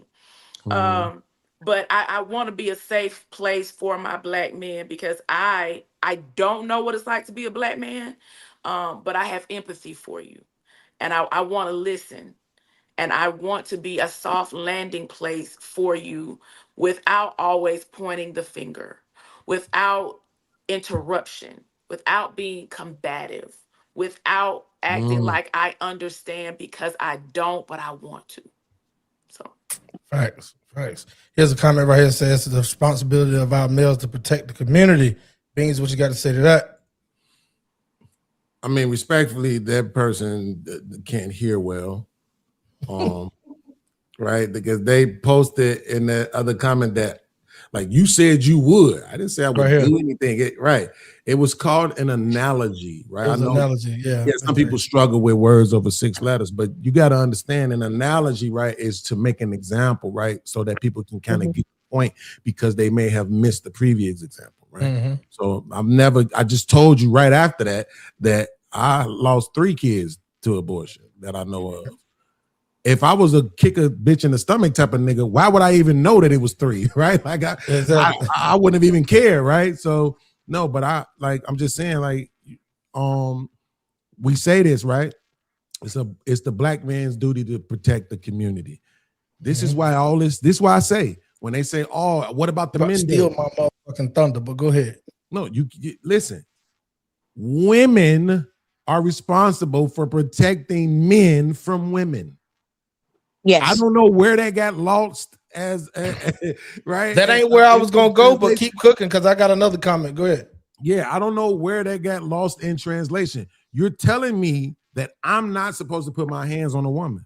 But then when this woman is disrespecting me, all in my face, yelling, using my kids against me, lying on me, all the things that we know that women do, particularly not just your girlfriend, when it's your mother cussing you out, telling you ain't shit, you look just like your daddy, she should have swallowed you, she hates you, all that other shit. Nobody is intervening. Nobody is protecting boys, teens, adolescents, men in general from the women. And that's women's job. So when people are like, you feel like you need protection? Yes, absolutely. Because if I still on this chick, then you're going to tell me I'm wrong.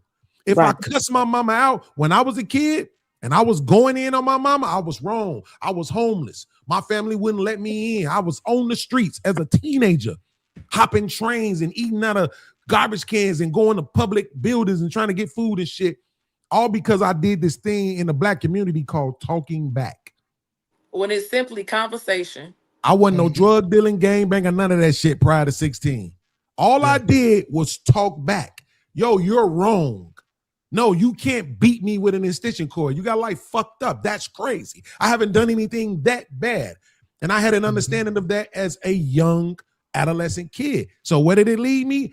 Outside in the street. Yeah. And to this day, we still parent that way. You black mama said you can't tell me nothing about how to raise my kids. And we be like, you sure right. And we just let them keep destroying. But that lip and sit down and be quiet. At D Johnson 6218, man, I want to say this to you for this comment right here. I agree with you, as well as I got a question for you. If you could type your answer down in the comment section, I'd love to hear it. What do you do in instance in 2026 when we all saw on this panel, even when Shiny P was up here? Shout out to our girl Shiny P for pulling up once again and being Shiny P. But words matter and words affect people, so they don't even like the word control. And I'm gonna tell you something about me. Something that I can't control, I can't protect. That's just me. The reason why I say that is because if it's my woman or somebody else's woman that I'm privileged to be able in a position to protect, like I came up on a situation, if I can't tell her because I see this shit is getting out of hand, I see she's arguing with a man like DJ Johnson. I don't know if you a man or a woman, but D Johnson, I'm gonna take it and say that you're a man, right? If you're arguing with a woman, and I come up and I don't know neither one of you motherfuckers. So if I come up and see that situation going on and I can see your whole posture changing where you're about to do something physical, if I can't tell that woman to calm down and let me not step in, but to even calm down, and she, motherfucker, you ain't got nothing to do with this, blah, blah, blah, blah. I'm a like my military days would told me, I'm gonna put my right foot behind my left heel. I'm about face, and I'm gonna take the fuck off, walking smooth, whistling Dixie. Because if I can't control it, I can't protect it. That's just my thoughts. Jay Prince come up in here with the bonnet on, and I just want to say, what up, my nigga? Black House in the building. What up, y'all? I had got a lot of men wearing this, didn't I, Beans? Oh, this is crazy, baby. I had got Fatty them wearing it. I got this. They all used to say it was gay till I got everybody wearing it. I see men in real life that's heterosexual. They be wearing these. They told me that I need to brand a male version of the Black House bottoms for men. Go ahead. The floor is yours. Whatever you heard coming in. What was your topic? I'm actually I'm finna get off where I'm at work. Okay. But yeah, we had the main topic. The main topic that we had was with this situation where Kendra Scott shot Roderick Morton, 20-year-old. He was underneath the bed of her 13-year-old daughter. I knew BMU poppers back there. It's back up in now. A 20-year-old young man got invited into the house by the 13-year-old daughter while the mama was at work. The mama came home at 1:30 a.m. And now it's two things I want to say that I didn't get a chance to ask the panel. Jay Prince, before you go, because I think you'll get the scope of the topic by me asking them this. All right, y'all, it was two things that was said inside of that video that was facts. It wasn't nobody's opinion. It was facts. One, y'all tell me your opinion, and there's no right answer. It's just your opinion. Tell me why you believe that when Kendra Scott, the mom, came up to the house, the boy had no car in the driveway, no bicycle on the porch, right? First of all, it's a two-part question. One, how did she know he was in the house? Because guess what the news said, the daughter said, and everything. Kendra didn't put her key in the knob, turn the key, and walk in the house. She bammed on the outside of the door, the exterior of the home, yelling, talking about who's in my house. Now, I'm gonna give y'all my opinion. I'm gonna say my opinion for last, so y'all don't like piggyback off of what I said, right? I already know where you're going. Exactly. So she bammed on the exterior of the house, saying, "Who's in my house?" Right? When I heard that, my ears went up. I ain't been a detective, but I could be one because I watch all these crime shows. She did that first. But the other part to the question is, how she know somebody was there? I pass around the pass. Ashley, you go first. So again, I didn't go to school for this, nothing. But when I hear what you just said, it feels premeditated because she already knew a nigga was in her house. Now, if we get into logistics of it, maybe she had cameras, Yeah. ring, all that. If you want Something. to get But if you specifics think that into the 13-year-old logistics of daughter it, is smart enough to wait till her mama go to work and sneak a boy through the back door, don't you understand that 13-year-old daughter is going to be just like any criminal nowadays, going to know where the eyesight of the camera goes away, where the motion detectors and all that shit. So I would just you got a good point. I ain't mean to cut you off, Unplug the but I would Wi-Fi. just say, unplug the Wi-Fi. It's a lot of things, but no, he dead ass. I agree. Go ahead, Ashley. I ain't gonna cut you off no more. I just didn't want the audience to you know how black people is, just like we talked about no. earlier. But see, We're gonna take it listen, and spin it. as a mother, especially have a young son who I know sneaky, I'm always trying to one up him. Right? So just as small ain't shit slick to a can of oil, right? So you may think you know, and let's say she done put some, because I'm just trying to think like logically, how would she know, right? How would she know? She outside her own damn house, banging on the door with a gun, knowing somebody is in there that is not supposed to be. How else would she know? So I just went to like my logical mind, like maybe she put another camera somewhere.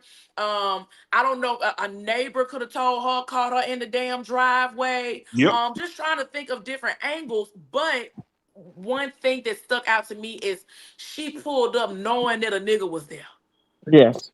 and banged on her own door instead of using her key. And that to me feels premeditated. You muted too much. BMU, I know you said you thought you knew I was going. I think you do. Go ahead on speak on those two topics. What's going on? Oh, that's your daughter. Okay. Go ahead and speak on those 2 points. I think that there was some, like you said, Ashley, I think there was some maneuvering going on here. I think that she knew the blind spots. She knew how to disconnect, but I do believe that somebody told her. I think somebody said, hey, listen, somebody at your house. And for her to bang on her own door, meaning she probably tried to open it with her own key, but you know that extra latch on the door that you lock when you come home that can't nobody else get in from the outside? Her daughter probably already had it locked. So when she pulled that door, she said, somebody in my fucking house. I can't even get past my second lock. She done locked the door. It's a nigga in my house, somebody in my house. And I'm finna show up better than I can tell her. Yeah. And so that was a good spin, BMU. And you gave a lot of grace with that point, and that could be a factor. But the new, I could play the video again. That wasn't the case. What she did was she bammed on her own house, and it said she entered the home. The girl and the boy was still in the bedroom because I chopped it up and edited it, and I could send that to you. Where the girl started telling the boy to scramble. You know, the boy started scrambling, and him and the girl was trying to look for exits for him in the bedroom. So what I believe. The reason why she bammed on the outside of her own home, loudly saying, who's in my house?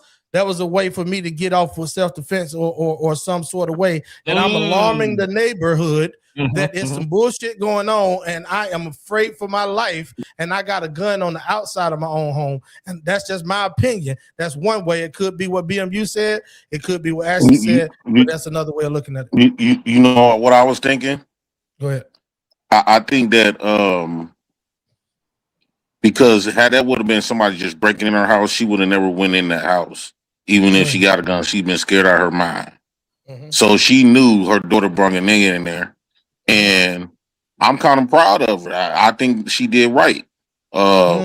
Me, I would shut up everybody in that house because the main problem is not the man. It's not the man. It's your daughter that's the problem.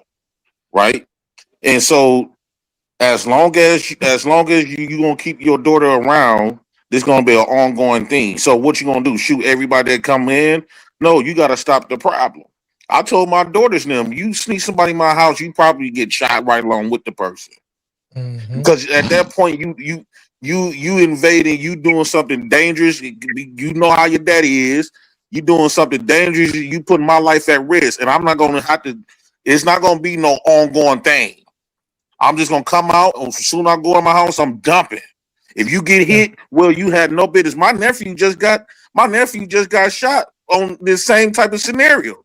Her 13-year-old daughter brought my nephew to take the car, they mama them car, and the stepdaddy and the mama shot up the car while her daughter was in there. Yeah, you said that last time. That's crazy.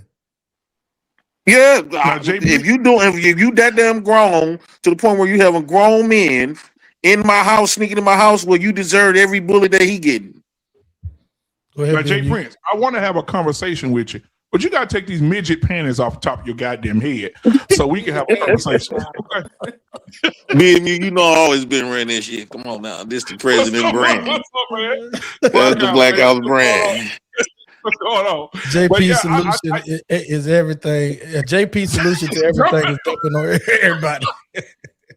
I'm at work with my banker. I don't know if I come home right now, and my daughters don't know when I come to the house, guns is out. I'm just always like that. I'm not for come in no surprises because if you don't have your gun on you or your gun out, you can get popped. I always walk outside with my shit. I got shit. I'd rather get carried. I'd rather get judged than getting carried. Gotcha. All right, let's go around the panel. Anybody got anything to say? What JP said or what me and DMB on his own child. Yeah, because you damn right. His own children is crazy. Ashley, you got the face that you're making. You formulated your words yet? Go ahead. It beans if you want to cook on it, go ahead. I was just looking at some stuff about the case. First of all, I didn't know that this chick was out of jail.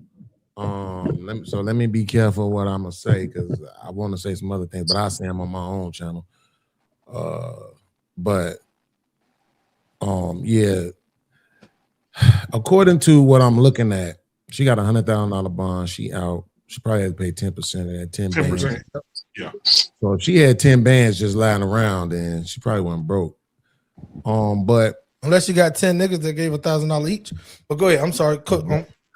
I'm just saying, like, I'm just looking at all of that. I'm like, I don't think this woman is gonna get any kind of real punishment. I don't know. I mean, right now she's charged with the real case, the 9-1. So it kind of looked bad based on the statements that her daughter made and all of that.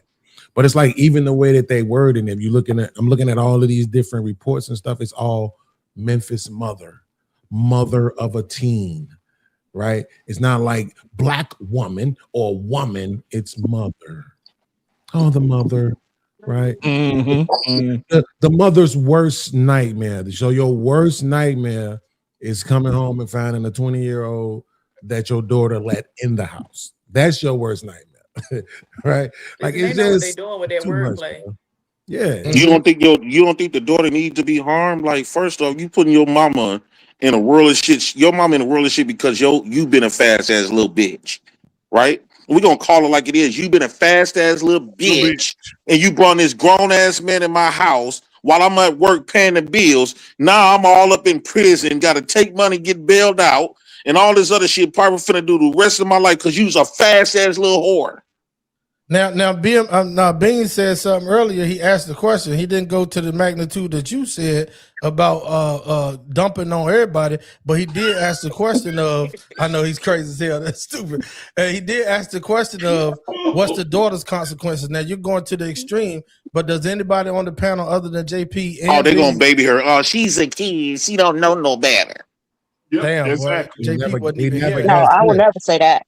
Go ahead, then, Janae. What her punishment should be?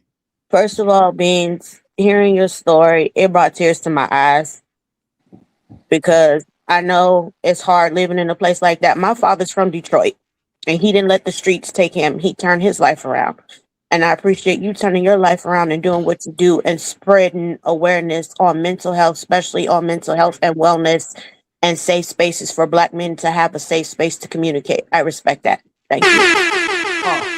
Hell no. T-Max, hold on. Stop the show. Listen, man. She wants some meat. We are 52. No, I'm a married woman. Hold on, y'all. I'm a married woman. I'm a married woman. Hold on, y'all. 1 second. We are 52. We are 52 subscribers away from 1,000, and it's 73 people watching on this T-Max network. It's 165 total. We're gonna take 50.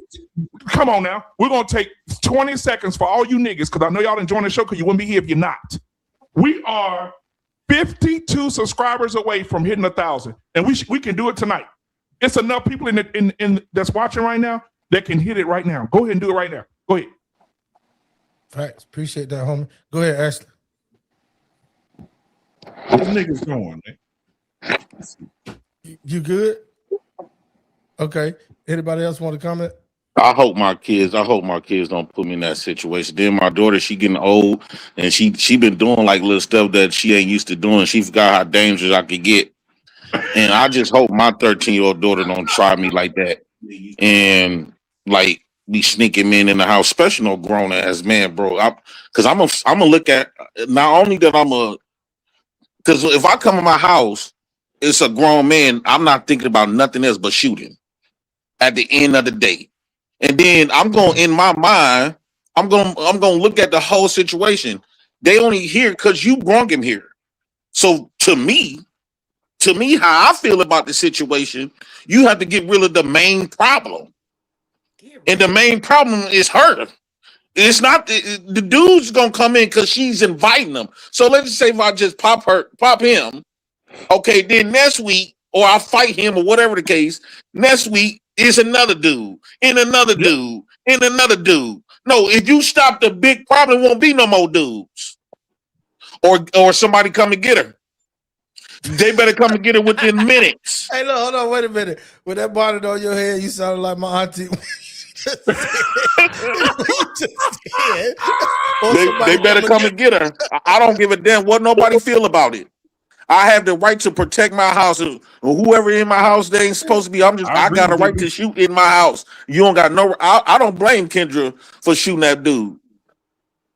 I would got so mad at the daughter because now she all up in it. Now her whole life in it changed because some little bitch want to be fast. Yep.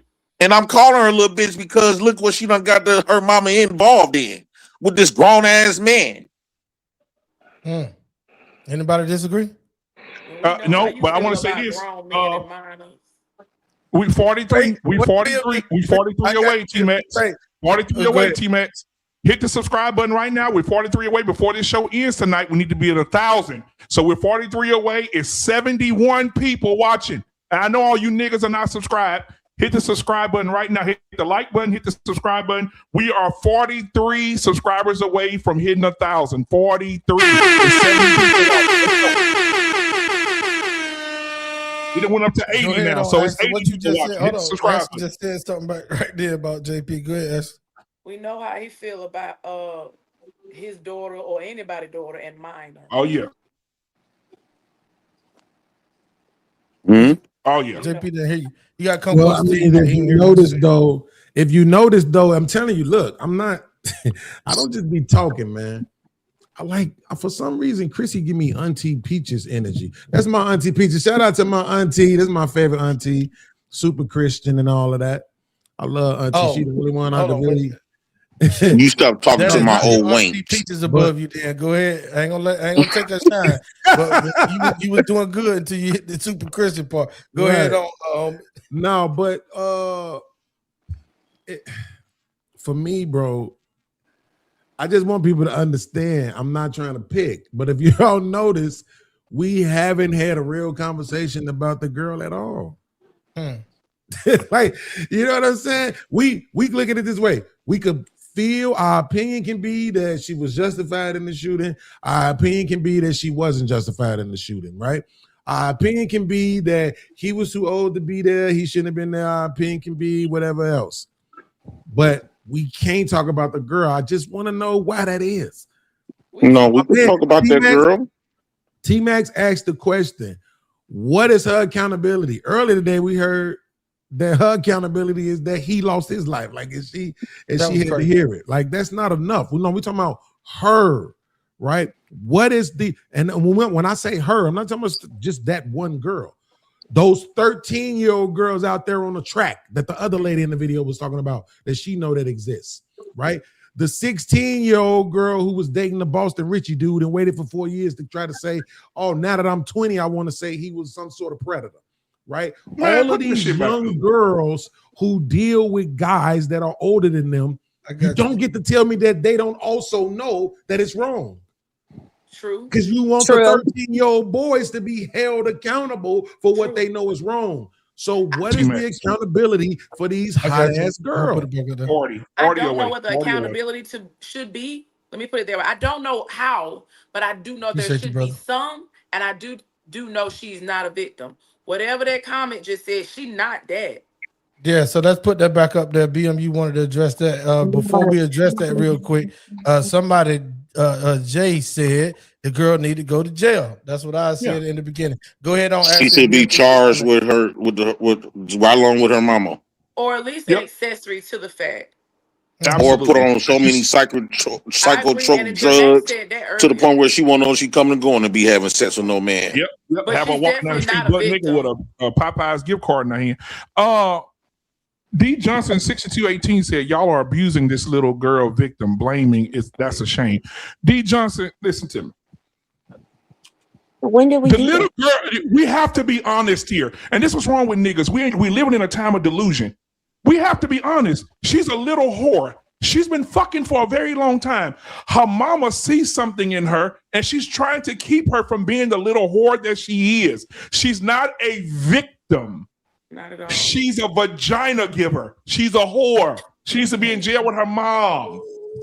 And anytime, if they give her mama 25 years, they should give her 15. So by the time she got out of jail, her mama ain't got to fuck with her no more because she grown up to make her own goddamn decisions.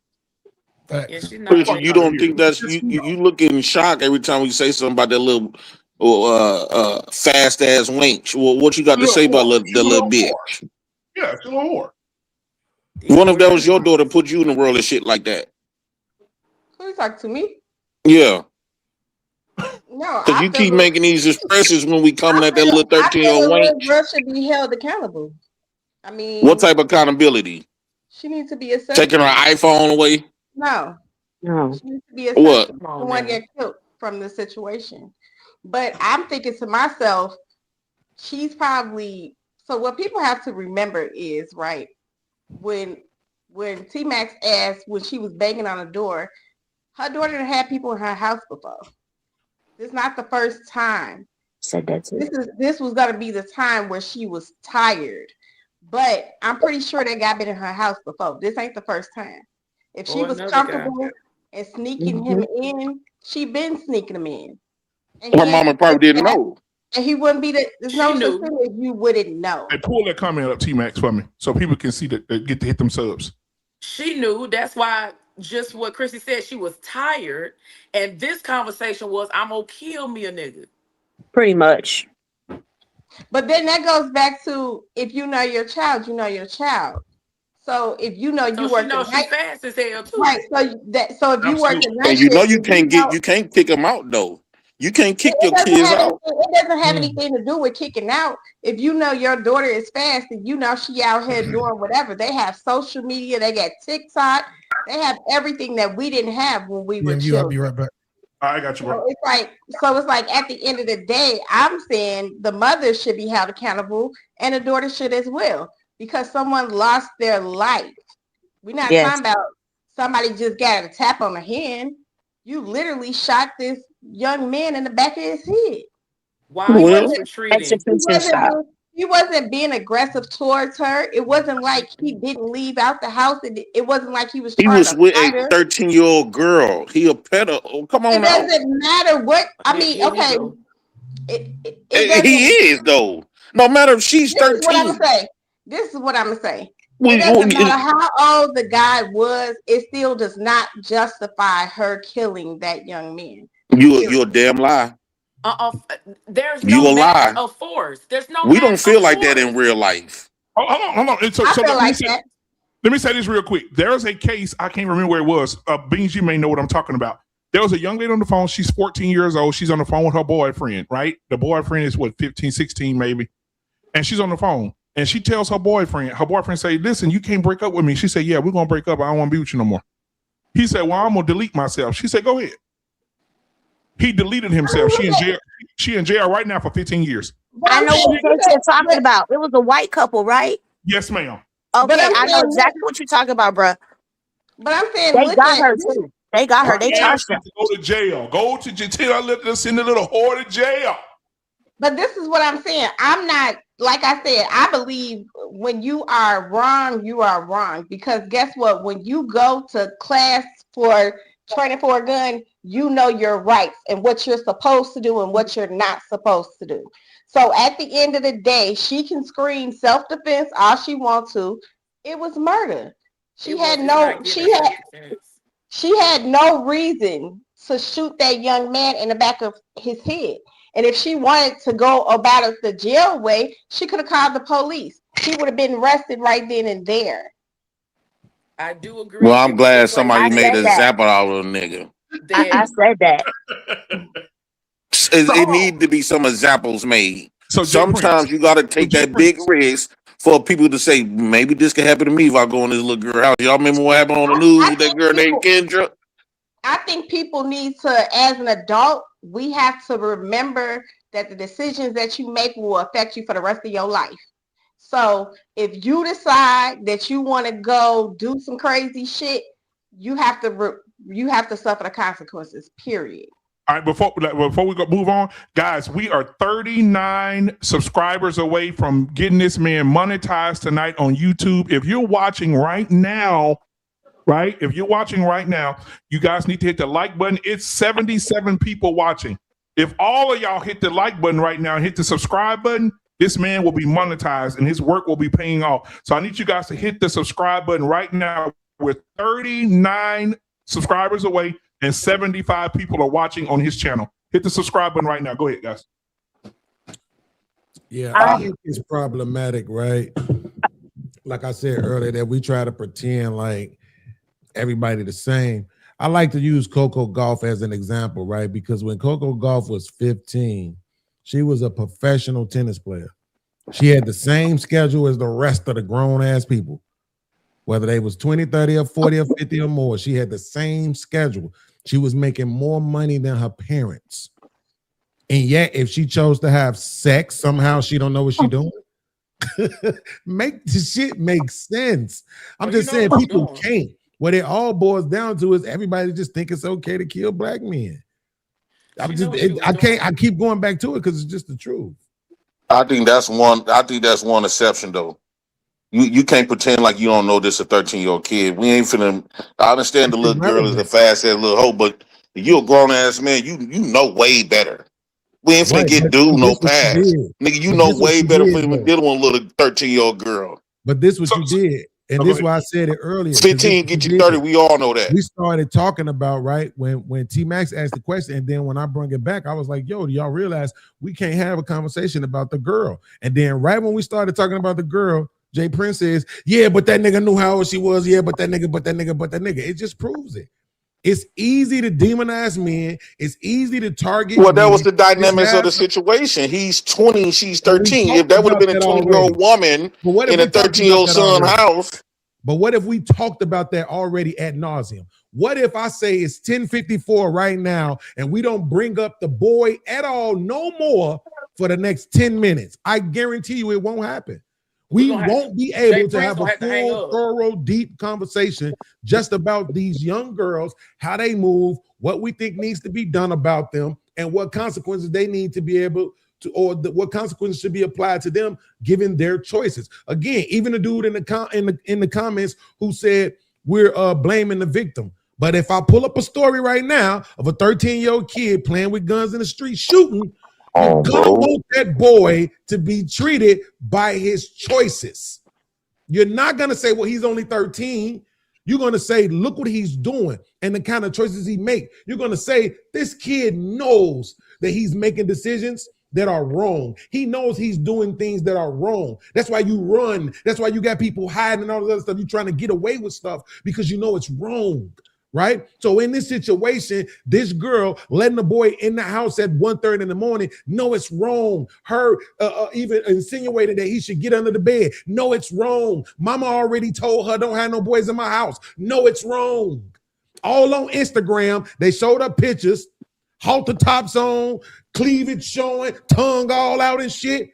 She know it's wrong.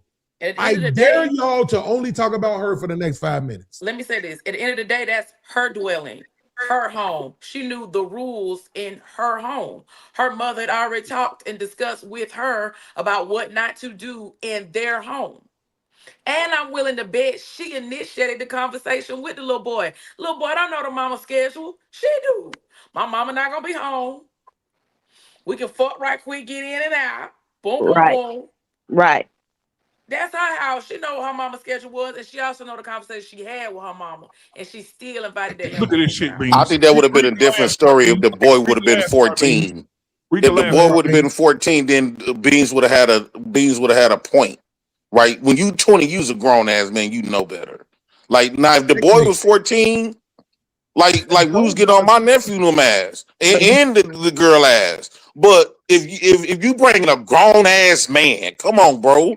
That's of course that's gonna be different than a 13-year-old. No, I'm telling you, the bitch is fast, right? Absolutely. What makes him grown? Huh? What makes him grown? He's 20 years old for one, right? That And makes for him two, grown? his mind is way more further developed than because I'm raising a 13-year-old kid. My kids do from each year, they brain develop constantly Absolutely. The developing. question was what makes him grown. His age for one, and his mindset. Gotcha, cool. So according to you, he's 20 years old. That's what y'all say. His age and stuff for 20, right? He can't buy liquor. He can't buy cigarettes. He can't He can rent buy a car. cigarettes. He can't buy cigarettes. You can be 18 to buy cigarettes. Not no more. Not in Texas, you can't. Right? Yeah, no. So Not in Texas. No, he sir. can't rent a car. I almost don't think it's some contracts he can't even enter into, but he grown though. So are you saying Right? he a kid? I'm not saying he's a kid. What I'm saying is y'all keep wanting to try to say he grown because he's 20. Can he play house with your 10-year-old daughter? There's a lot of stuff that he can't do. Right. Can he play house with your 10-year-old daughter? Like the But rest she of the wasn't kids her 10. age can. But she wasn't 10. No, but what I'm saying is, can a 20-year-old man play house and Barbies and stuff with your 10-year-old daughter as if he a regular kid? Absolutely not. Absolutely not. So why not? Because you saying you trying to make an argument that he's not really grown. Why a 20-year-old boy, right? Because he can't buy liquor, he can't buy cigarettes. So at that point, he's a kid. How come he can't play house and Barbie down with your 10-year-old, 12-year-old daughters? Right. Over talking me won't help because you giving me the choice. See, that's why I said we can't talk about only the girl for 5 minutes. Right? You give me the choice. That's different. When I found out my daughter was having sex, you know the one question I never asked her, T-Max? I never said, how old was the dude you having sex with? It didn't even cross my mind. Why do I care? All I know is you doing this, I want you to know those are going to be your STDs. Those are going to be your goddamn kids. Right? Shit. That's going to be you. Don't expect for me to come I to the think that age rescue. better come up. Ain't got shit to do with me. That's gonna be on you. I think that yes, I know your first initial thing, like why you having sex, but then you find out that man, your daughter is 12 or your daughter 13 and he's 20. Bro, that's gonna raise a different issue. But you keep saying this, what I'm saying. Hold on real quick, BMU, I promise. This is for y'all. I'm just saying. Go ahead. This because this is my thing about this. This is what I'm saying. It's a lot of shit that we say. This is why I get so frustrated, Ashley, because people can't really legitimize the things that they actually believe. And you can't either. But I just did. Right? No, so if a 20-year-old boy come in and say, Mr. Beans, can your 13-year-old daughter come outside and play with me? Because you trying to make it seem like he ain't real grown. Because he not. Let him get it off. Right? Well, if he can't, let him get it off. He's the point, because he's not. To you, homie. Right? That's what I'm saying, because he's not. Right? You could say he's a 20-year-old. I'm not gonna argue with you. But when you say he's a grown man, what the fuck does that mean? Because I can tell you like this. I've had women when I was in my 30s and I was unemployed and broke and shit and living off of women who told me I wasn't grown. They told me grown. They told me being grown was when you was taking care of yourself. They said grown didn't have nothing to do with the age. They said you out here living off women, making money off women, and all this other shit, selling dick. You ain't grown. I just think that's just people that be trying to find excuses. You ain't got no house. You ain't got no certain car. shit. You ain't got all this other shit. You don't got nothing going on. You ain't. I think grown. people be trying to make a lot of Now, excuses to get away with a lot of shit. At the end of the day, when it's time for you to convict somebody of something, when it's time for you to whoop people with your words, now I want to use grown against you.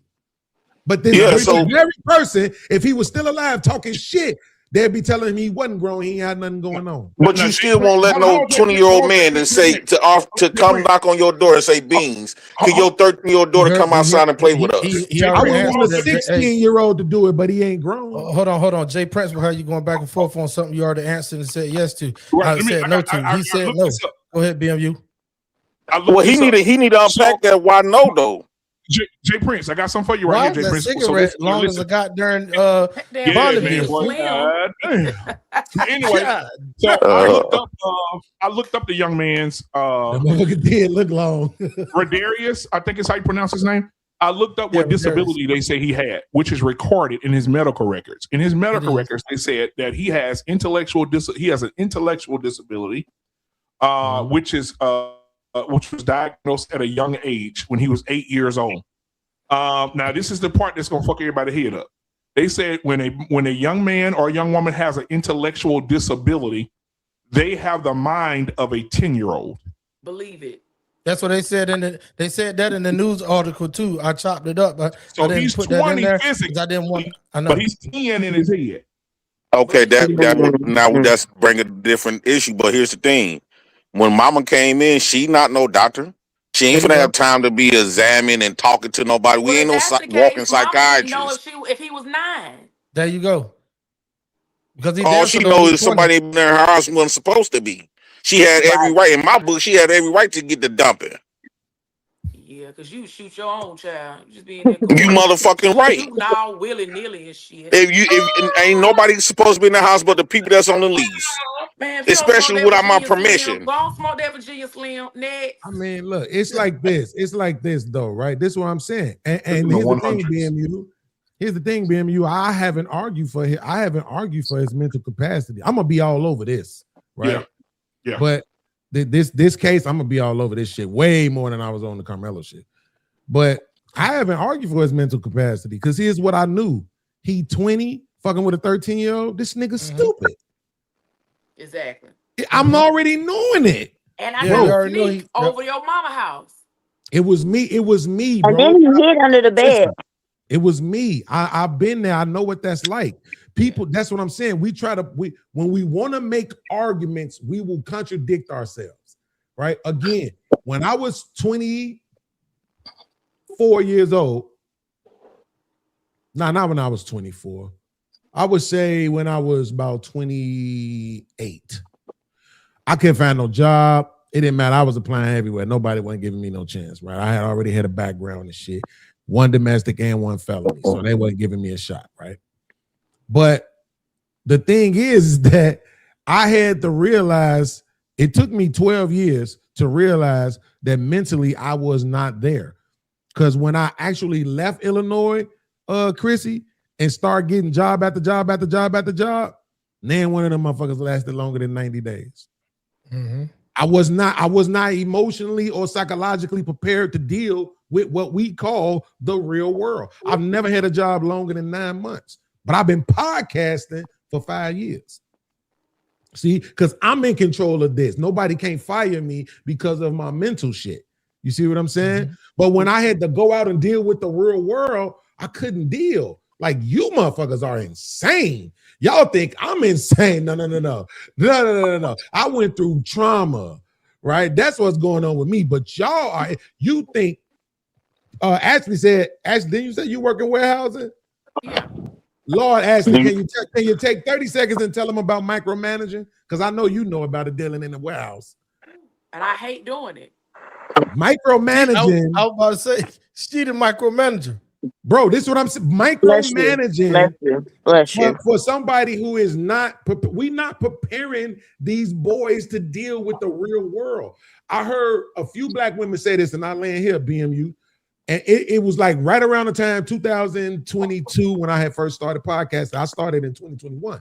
Mm-hmm. But in 2022, I remember seeing like about 15, 20 different women on Facebook all sharing the same story, Chrissy, that they watched their moms raise them and love their sons, right? So now when they were looking at their own lives, they were 24, 28, 30, jobs, careers, houses, pit bulls. The boys was still at home with their mamas, laying up on some woman, not developed, not ready to enter out into the real world. Then you start listening to the women talk. It ain't enough good men out here.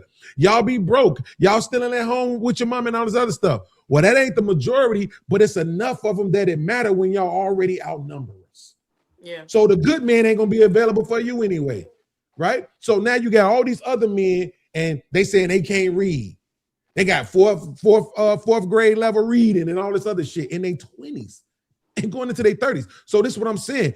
We're not preparing these boys to be men. We're not preparing them to be quote unquote grown, but we want to say because you a certain age, you that? No, kill yourself. I won't allow that to happen on my watch. I'm going to study the person that we talking about, and I'm going to assess them where they are. And that's how I'll judge them. Yeah, not well, I think that JP, hold on, JP. I hold your comment. I'm gonna go to Ashley, then come to you. But before the comments get away on the micromanaging comment that I made, I ain't saying that she a bad manager and she just going in. Ashley is 5'1", so that makes her a micromanager, my nigga. Go ahead, Ashley, it's on you. Go ahead, Ashley. Kick this nigga off. Send $50 to get him out of here. That was good. But I keep going. Nigga sent $50 to this channel. I'm out. I have to agree with Beans because again, I have a daughter who's autistic and she's quote unquote by age is grown. But when it comes to again, 2 and 2 equal 4, let me not do this, being psychologically 24, she about 10. Right. She is on, now hear me, she is grown in age, she grown in body. If you look at her, because she is high functioning but artistic, right? Mm-hmm. She look like she regular 24 till you open your mouth, you have a conversation with her, you start hanging around her and seeing different tics and different things that she does, and then you aware, oh baby, you just 24 about how long God has kept you. Mm-hmm. Not in your thinking by far, but I'm sure a grown man who doesn't take the time nor does he give a fuck will ignore that. Well, and she will make the choice to lay down with him, and he'll make the choice to lay down with her. And at that moment, I'm gonna talk to her on her level. And when I say on her level, like eye to eye, because her mind is not that of of someone who's 24. But I'm still gonna have to let her know that once she laid down or made the decision to lay down, there are consequences. And I have to also be mindful. And I think sometimes we lose this because we are 40 now, in our 40s. We didn't get here being 40. We've been somebody's daughter. Fucking. We've been somebody's daughter sneaking a nigga in the house. We've been somebody's daughter fucking a nigga who was weak. Baby, listen, I tell my own business. Met a nigga in high school. I'm still in the 12th grade, and that nigga was in his 20s. You know what I'm saying? And I was sneaking out my window, jumped out the window till I couldn't jump out no more. One time I went to jump back in, and my grandma had locked that motherfucker. You know what I'm saying? We forget that when we're dealing with our kids that we've been 19, we've been 13, we've been 20, and we talk to older people. And I don't know why we forget that when we have kids and we're an adult now, like we ain't did some of that same stupid shit. So let me say this on to that. Just because there's places for kids that's mentally challenged. In fact, I'm working with some of them now. So yeah, those people will get a certain type of pass because of their diagnosed conditions. A lot of times they be on meds and stuff like that, and woo out the band. Once they do something, they don't even get in trouble. They can actually delete somebody, won't get in trouble. Why? Because of their condition. So there's places for people like that, but we not gonna pretend like everybody that come from a single mammy community is mentally ill. That's one. We ain't finna do that. Secondly, when it comes to all of this other type of stuff, damn, I missed my point. Mm-hmm. When it comes to older men or older females, you have no. How can I put this? Because I make it. It seems like that's what I'm finna say. That's what I'm finna say. That's what I'm finna say. Kendra showed y'all the difference between online in real life. She's not the only one going to react that way. And so you could take these stupid ass advice all you want to online, because online it removed the nuances. It don't really got much emotions to it. So people can gloss over everything in its fake existence online. But in real life, if a grown man is hanging around your 12, 13-year-old baby, everybody in that community gonna have a problem with it. If you go to prison, he gonna get nailed, right? So this don't be to the audience. Don't be sitting up here thinking that people are okay with this stuff in real life. Kendra, that this case is showing you everybody ain't gonna react how the way these people be trying to normalize older men, and they bring it up a time when they was a kid and all this other stupid shit. No, if you deal with somebody's kids in real life nowadays, there's a lot of men around, and back in the day we used to fight. Now you come to somebody's house, a little girl, you bringing this grown ass man coming to my little daughter, come to my house trying to get my little daughter, he gonna lose his life.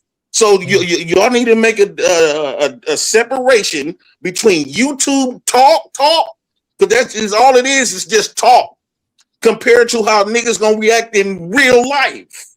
Gotcha. Hey, look, here's a comment real quick I want y'all to look at, man. It said the court only understands the competency. Do you know right from wrong, and hiding underneath the bed proves it? What y'all think about that? Yes, nobody is denying that. This is what I'm saying. That is the easiest shit in the world to say. He shouldn't have been there. He was wrong. He shouldn't be messing with a 13-year-old girl. All of that shit. That's easy to say. You're not breaking down some barrier by saying that. The harder conversation is, now what? Who thinks this 13-year-old girl is not gonna have sex anymore? Raise your hand. Stop playing. Raise your hand if you think right now somebody's being virgin. Yeah. Right? Like this is what I'm trying to tell you. So all these people who just willing to get rid of black male lives, I mean, we see who they are. We know what it is. But at the end of the day, the truth of the matter is that because there is no accountability for our women, whether they 13, 30, or 130, shit like this is going to keep happening. That's the point. So now let's assume that it was legal. So now the young girl could just keep trotting boys in the house for the mama to kill. That makes sense. No, can I ask you a question, Beans? Just keep bringing them in there and just keep. I got a perfect question for y'all. Oh man. So Beans, okay, this happens in real life with my family members. So since we're gonna make an excuse saying that he's not adult, he's 20 years old, woo out the bam. Let's just say that 20-year-old boy come in and gun your son down. Should he go to prison and get trial as an adult? Right, he 20 years old. Should he get trial as an adult, or would you do something to him? Even though with what you trying to make excuses for him, he got mental challenges. He was raised in a single mammy community, and he don't know much. If he gunned one of your young family members down, how would his consequences should be? Or based on your logic, he should just get talking to, get some mental help, and get off. What would be the consequences? So you never heard me say that, right? You never heard me say what his consequences should have been. I didn't speak on it at once because it don't matter because he dead. But what you have heard me say is when you call him grown, I disagree with you because he wasn't, right? Based on all of the facts of the case. So if a 20-year-old nail one of your young family, nail one of your 13-year-old sons, nail him to the cross, should he get trial as an adult or a juvenile? If it was left up to you. Everybody pay attention. As an adult. Why? Because he's an adult. What make him an adult? Oh man, stop. Because you just said he was. Because he's being facetious. Jay Prince, I'm gonna have to mute you out real quick. It's the only one scenario, bro. You said it. Beans, hold on, because he's gonna flip and say you ain't muting him out and blah blah blah. So I'm gonna unmute you, Jay Prince. Every time he answers your question, you keep doubling down. He answered you a minute ago on something, and you double down. He gonna have to explain why he said no. You asked him a question earlier. He said no to it, and that should have been it, but you wanted to double down on. Hold on, because we about to wrap this up here in a second. I know BMU is cooking hard. Look how he turned sideways. He cooking hard trying to get us monetized down there at the bottom. Jay Prince, I unmuted you. Hold on for a second.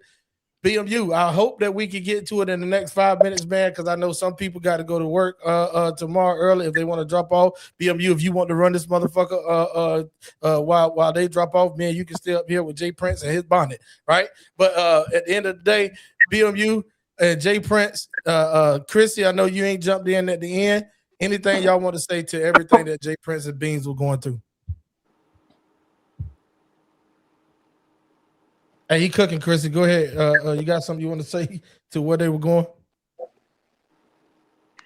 I mean, it still doesn't justify somebody losing their life, regardless of how old he is. He still lost his life. Like, he's not here no more. So it don't matter if he was 2. It don't matter if he was 10. He's no longer here. Right is right, wrong is wrong. At the end of the day, that does not justify her taking a young man's life, regardless if he was under the bed, outside the window. It does not justify. It's other ways to take things and handle things versus taking matters into your own hands. Facts. Go ahead, BMU. We got 37 away, man. We're 37 away. Listen, 62 people are watching right now. Half of you can hit the subscribe button right now and get us where we need to be tonight. It ain't costing you nothing. He ain't asking for no money, no donation, no building fund. He's asking for the subscriptions. There's 56 of you watching now. Hit the subscribe button right now. Go ahead and click it. Go ahead. Take 10 seconds. Scroll your ass down to the bottom. Hit subscribe. We're 37 away. When we came in here tonight, we was 52 away, I think. We're 37 away now. 37, guys. So let's move. We got 5 more minutes in the show. Y'all got an opportunity right now to change the narrative. We're 37 away. Let's go.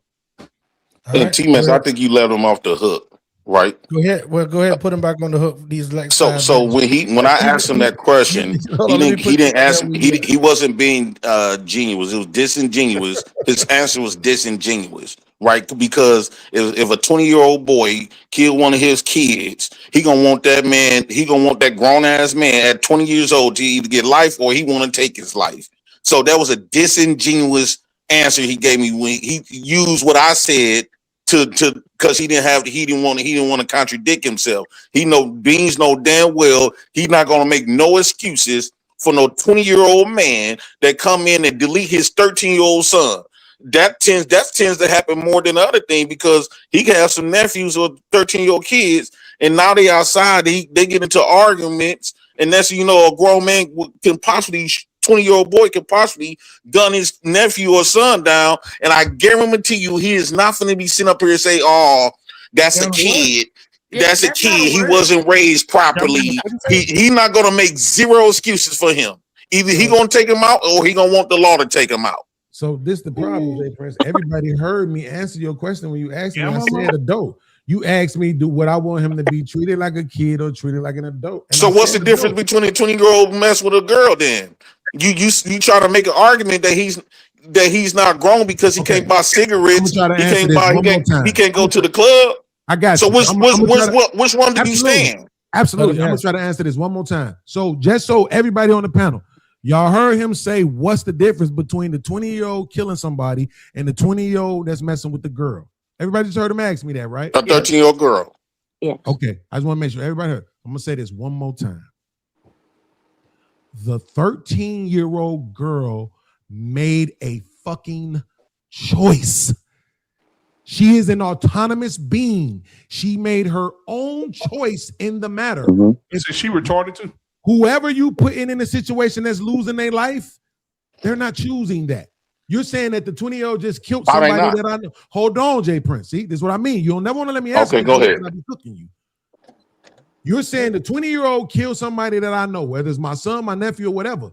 They didn't choose to die, but the 13-year-old girl is choosing. She's saying, I want to fuck with this dude. That's the difference. I'm not finna punish this dude for her choices. I won't. I could punish him for his choices, but not hers. And as long as she's saying she okay with it, then I don't care. I just don't care no more. I don't. I could see if it was. Well, here's the difference, being your son could be talking shit. Like your son could be talking shit to this 20-year-old man. Still ain't choosing to die. Still ain't choosing to die. Jay Prince, is not hard. You just gotta accept that part of. That's why I said it's easy to just keep shitting on the guys. I looked up the story. Let me see if this is my release. But The story you talking about with the lady with the teenage boy and the older woman, was it in South Carolina? Yep, that's exactly okay. what it was So at. it's the same story. Yeah. So that lady, the 21-year-old lady who was with that 13-year-old boy, guess where, Jay Prince? She not dead. You might relieve? That's what it always boils down to. Is if that lady would have came in there and been hitting that dude upside his head, like, get the fuck out of my house, and rushed him out her house and slammed her door, it'd have been all good. If she'd have turned around and grabbed the belt and beat the shit out of her daughter, it'd have been all good. I'd be the main one on here defending her. But the fact that I know she already said to her daughter, if you have a boy in my house, I will put a hole in him, lets me know this woman don't value black male life. And that's more important than a 20-year-old, I'm sorry to use the word, retard, fucking with a 13-year-old girl who's probably smarter than him. We got somebody on the panel who's telling you when you're dealing with these kind of people, they really be like 10. So if mentally he's 10, he dealing with a 13-year-old, we should be crushing a 13-year-old. Why you dealing with a 10-year-old? There you go. Listen, Man, that's some sacker children bullshit, and bro. adults and children with disabilities are hypersexual. That's a proven Yes, fact. absolutely. Absolutely. Hey, Ashley, I think you was a dangerous woman for our community. JP, hold on, bro. Hold on, JP. Hold on, JP. Great point. Hey, yeah, we got to stop for a second. We got 80 people watching right now, and we're. Hold on a minute. I'm gonna refresh this motherfucker. Y'all give me a minute. Hold on. We are. Okay. Yeah. So we need. Come on now, y'all. Come on now. Listen, we can get it right now. We 30 away. Let's go. We gotta stop all this playing. It's 60. It's 64 people watching. We got half of y'all can hit the subscribe button right now, and we can monetize this man before this show is over in 2 minutes. Let's go. Janae had a hand up. Go ahead, Janae. As far as like when y'all ask the question, what her accountability should be, in this situation, knowing that I got more facts, because like you said, you did on the facts, T-Max, everybody on the panel. The fact that she came to the door, locked and loaded, ready to air it out. She knew he was in there. She was on her Jay Prince. So, I mean, like Ashley said,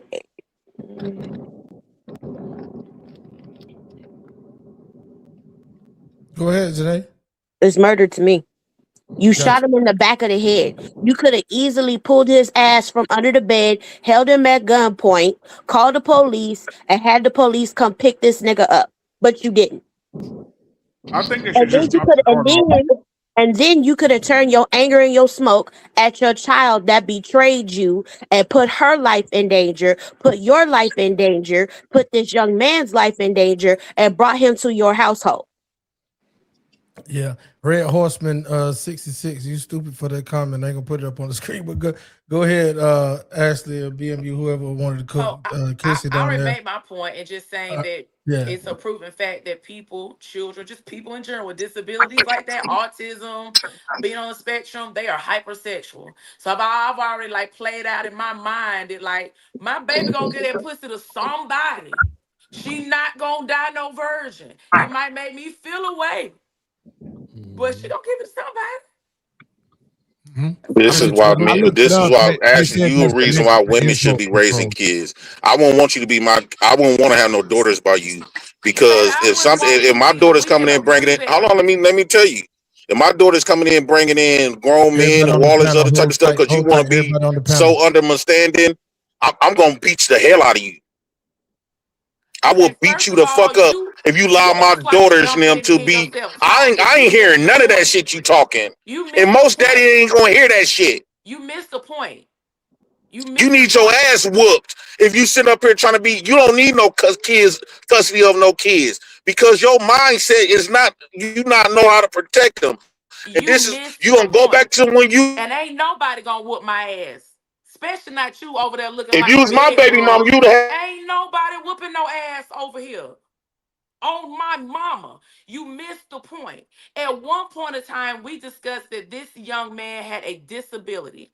And I raised my hand saying that having someone, loving someone, taking care of someone with a disability, I know that they are hypersexual. I know that the way that they think, they don't connect the dots. So there is some understanding there. You get so personal, and the fact that you feel like you can say to somebody to whoop my ass, let me know somebody to air your ass out. Because that's so You a lie. uncalled for.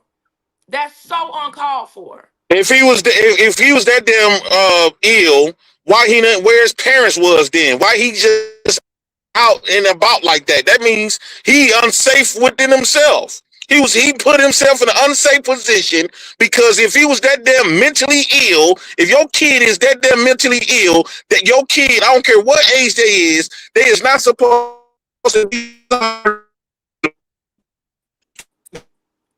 because people is not.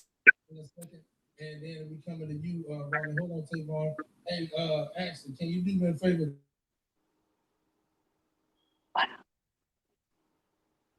That was uncalled for. Like real Ashley, crazy work. Ain't nobody gonna have patience for your son in the beginning. So why, if your son or daughter is 20-some years old, but they mentally ill, they should be in caretaken. They shouldn't be outside. That means whoever his parent was neglecting him should be in jail because they let somebody that's mentally out. Yeah, hey JP, I'm gonna have to drop you down, man. Hey, we about to wind down, y'all. He was going in the JP fashion. So I'm gonna say this, then I'm gonna let BMU take over because we got a lot of his people cooking here in the comment section and watching us live. But I'm gonna say this real quick.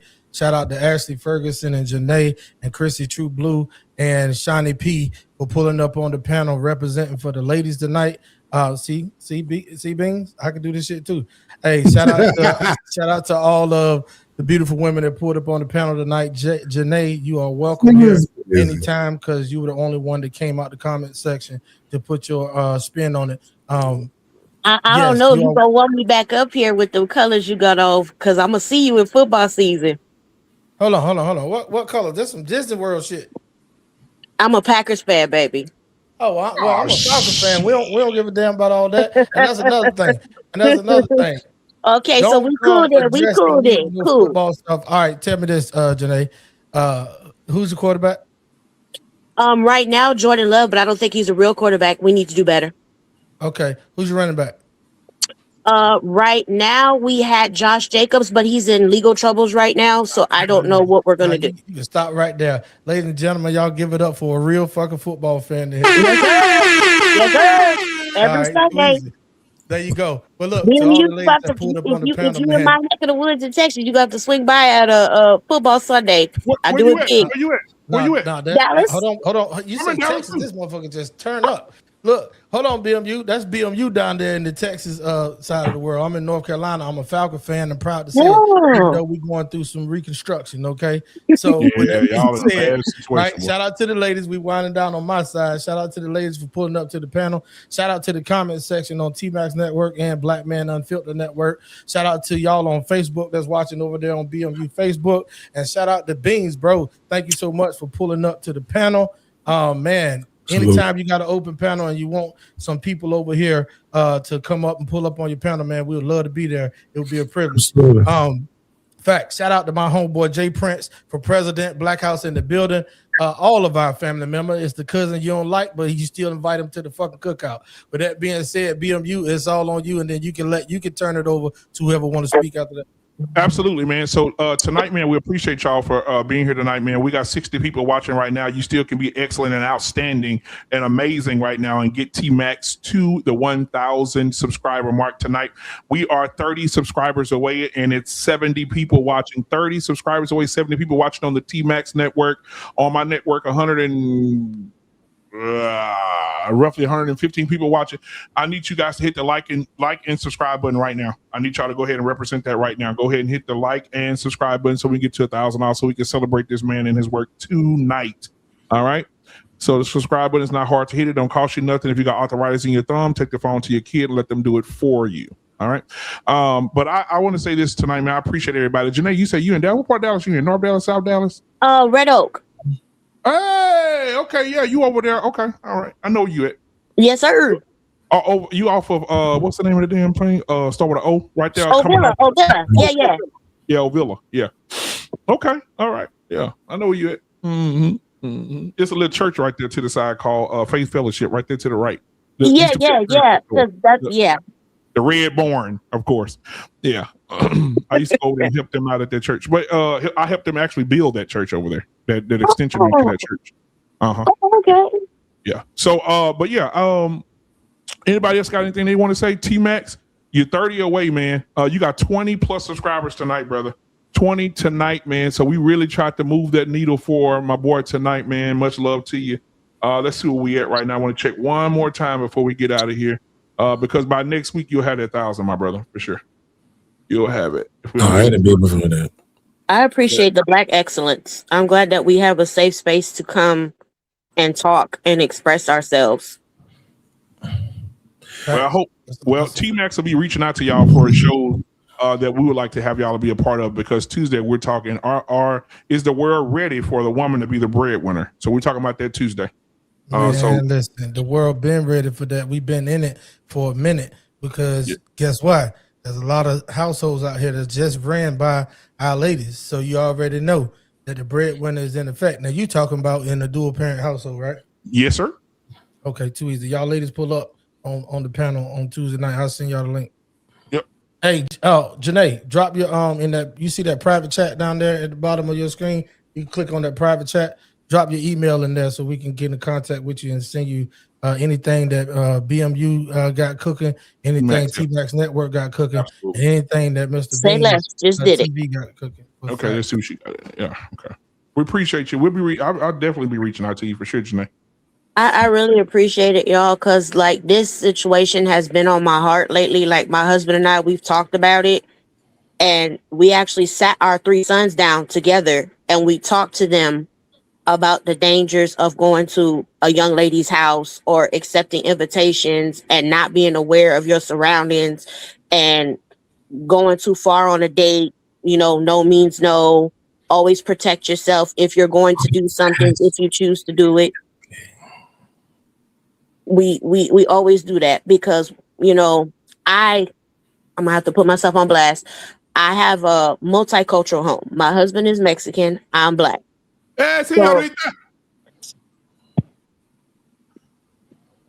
So you know. Oh yeah. I'm sorry. Man, stupid, man. Let her get it out so we can get the fuck over here.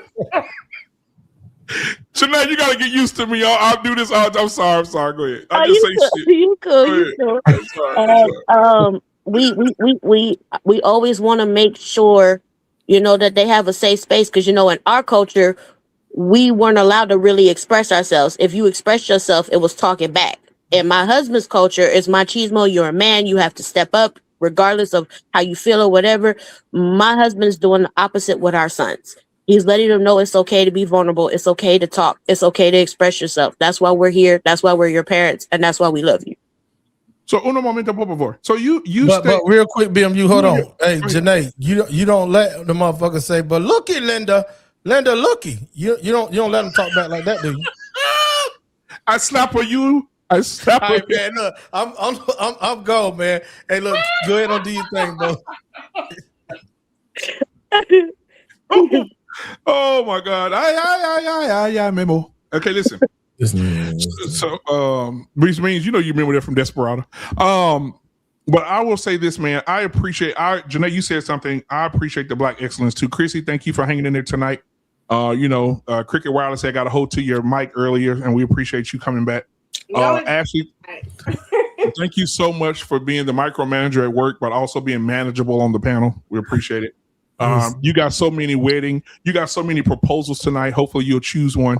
They were in the chat saying they want to marry you. They got a ring for you. So make sure, I don't know, you know, what's going to happen there. They like the dimples. When you took your glasses off, that's when the shit started happening. Ding, ding, ding, ding, ding, ding. It's like a church choir. Janae, thank you for being here tonight. Mr. Beans, man, always my brother from another mother, man, years into this thing, brother. You know, when you yawn, the brain is needing oxygen and rest. Yeah. I think I just need water. I'm gonna say this, bro, because I'm gonna get out of here too. But listen, man, I appreciate that. I definitely gave you my subscribe, Max. I was hoping to see you hit that 1,000. I would have lived vicariously through you. Everybody hit the. Hey, hold on, BU. Hold on, wait a minute. My I'm bad, glad my he bad. said. Hold on, I'm glad Yeah. he said what he said. Hey, Nah, Bing. yeah. Hello. Nah. You trying to Nah, cut that me off from 1,000 throwing is this big, shameless man. plug? I wanted to extend my little request to the chat by saying, look. Yeah, hold on. It I'm gonna mean a tell you how lot, you be man. able to do it. I'm gonna tell you how you be able to do it. Y'all see how you can try to keep talking and not let me ask for some of that 16,000. So next Sunday at 7:45 p.m. Eastern Standard Time, you pull up on time, right? And I appreciate you. This one Sunday, right? You pull up on time and click that little button where you can share it out to your people over there at 16,000, bro. I know damn well between the 6,000 and some change that BMU got on Black Man Unfiltered, between the 16,000 that you got on your channel, bro. I know we're gonna take it to the damn bank. Nah, you would definitely be at that. And I mean, I don't know what your schedule look like, but if you go live the next few days, you would be there. Well, that boy's a politician. That boy's a politician. But no, I'm just saying though. But truth be told though, like I just want the audience to understand, like it means something. Those milestones, you know. It's a small percentage of channels who make it to those particular milestones. Y'all might think everybody got 1,000 subscribers. I promise you they don't. It's a very small percentage. So, you know, help that man get to those milestones. If you haven't, it's possible that everybody watching probably already subscribed. We know it is possible. But if you haven't, just do it. It show that I'm wrong, that, you know, people do value Black males, their lives, their effort, their work. This was a super dope show. And even though I'm kind of setting you up for failure with this one, but his ability to control, to manage, and moderate the panel tonight was Hamp-esque, right? I think Hamp is the GOAT. I think Aaron Noah is right behind him, and you did an awesome job. Even your willingness to even mute people or to just take control of the conversation when you see it necessary, not let things get too circular. So y'all got a guy that's, I mean, he baking right now. So the way you continue to motivate him, if you can't do it with dollars, is through those likes and through those hitting that subscribe button, man, and make sure that you tell him you appreciate him that way. So I hope he gets to the 1,000. I hope I'm aware of it. I hope I get all the notifications. I subscribe so I can celebrate with you and send you a couple dollars and whatnot. But also, again, to the ladies, I just want to say to Ashley, I challenged you a little bit earlier, but you stood ground and you showed me that you are consistent. I have no expectations for anybody to be perfect, but you are well on your way to being just that. Janae, super thanks to you. I'm glad I can see why you acknowledge the Mexican husband. I wish you hadn't. I'm trying to deport all the motherfuckers and immigrants. But at the same time, you still my sister. I rock with you. I ain't got nothing but love for you. But mine's legal though. Mine's legal though. There you go.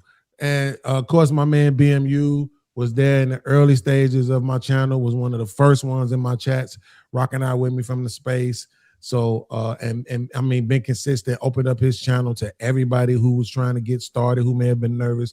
The dude created a brotherhood, is the motto of consistency. So salute to BMU for that. And then last but not least, I saved Chrissy for last because I know they say you can't judge a book by its cover, but you give me Auntie Peaches vibes. You give me Yolanda Adams vibes. Hey, right? That's really what it is. So I'm saying, like, I don't know. And that postcard does not decline, Queen. Yes. Yeah. So I don't know what you got going on, but I'm just saying, like, just know that your aura in itself could be an inspiration to people, right? So if you're not doing it for that, that's even bigger, right? You're not even trying to. You're just being you, which means that's just who you are. You're not loud, over talking, none of that other stuff. You don't try to pretend like you know a lot. And we need more women like you on the panel. All right, I just wanted to say that. So salute to you, our local Yolanda Chrissy Adams. And my name is Mr. Beans from Mr. Beans TV. Like my man T-Max said, I do got a channel, but T-Max, just so you know, my 16,000 subscribers did not come from doing lives, right? It came from short form videos, right? I do a lot of work on short form. That's what most of my, like at least 10,000 of my subscribers came from doing short form content. So but I'm super excited. Like I said, I'm locked in. Hopefully I can join you again next week. My lady wasn't here, so I definitely wanted to come up and not be alone. Her stinking ass went home just because she got her own house to go to, and I think that's kind of unfair. I should burn it down, but I'm not, because at the same time, I don't want her to live with me. But, but I appreciate you. Thank you for having me. Salute to the chat, and y'all know what it is, your boy. Word up. Go ahead, BM. Close it out, bro. We out. All right, man. Listen, bow your heads. No, I'm just playing. Hey, listen. Y'all for real. Hey, bow your head. I got you. You know, Father God, we thank you for tonight. We thank you for this show. We thank you for everybody that came together to do what we came to do. So we ask that you encourage us, lift us up, build us up where we're torn down, God, and please be in our lives tomorrow and this week as we progress and go in our ways. Watch over our family, our children, and everybody that hates us, God. We ask that you make them hate us more so we can be more elevated. And in Jesus' name we pray tonight. Amen. Amen. Father God, I come before you today, head bowed and body bent. T-Max, I'll give it up, give it up, give it up, give it up, give it up. Thank you, brother. Lord, I want to thank you that last night my bed didn't become my cooling board.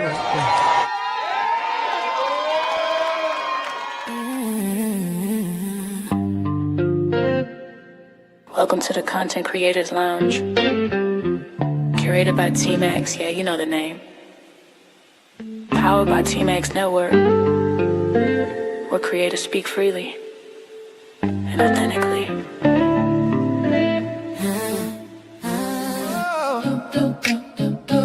Oh yeah. Oh yeah. Yeah. Welcome to the Content Creators Lounge. T-Max set the tone, let your guard come down. Yeah. This ain't surface talk, this real life sound, where truth and timing always come around. Yeah. Open mics, open hearts, no filter here. T-Max in the room, voices loud and clear. Yeah. From the culture to the community, lifestyle dreams to accountability. T-Max says, say it raw, say it proud. Every story matters in this crowd. No scripts, just moments we allow. It's more than content, it's movement now. It's the lounge where creators shine. Yeah, T-Max vibes with perfect timing. From growth to laughs, we intertwine. Not just a show, it's a state of mind. Content Creators Lounge, tap in. Built by T-Max, where real ones win. Every episode, pull you in. Yeah, this an experience, not a trend. T-Max bring the voices to one space. Different perspectives, same safe place. Entertainment, growth, and elevation. Real conversations, real-time creation. We talk the wins and the lessons learned. Every mic hot, every story earned. Laugh a little, think a lot. Yeah, every topic hit a spot. Woo! If it matter to you, it matter here. T-Max make it clear. Every voice sincere. Say it how you feel. Say it with your chest. This the lounge where creators give their best. This the lounge where creators shine. T-Max energy, front and center. From growth to laughs, we intertwine. Not just a show, it's a state of mind. Content Creators Lounge, tap in. T-Max Network, let the convo begin. Every episode, pull you in. Yeah, it's an experience, not a trend. Woo! Yeah. T-Max Network.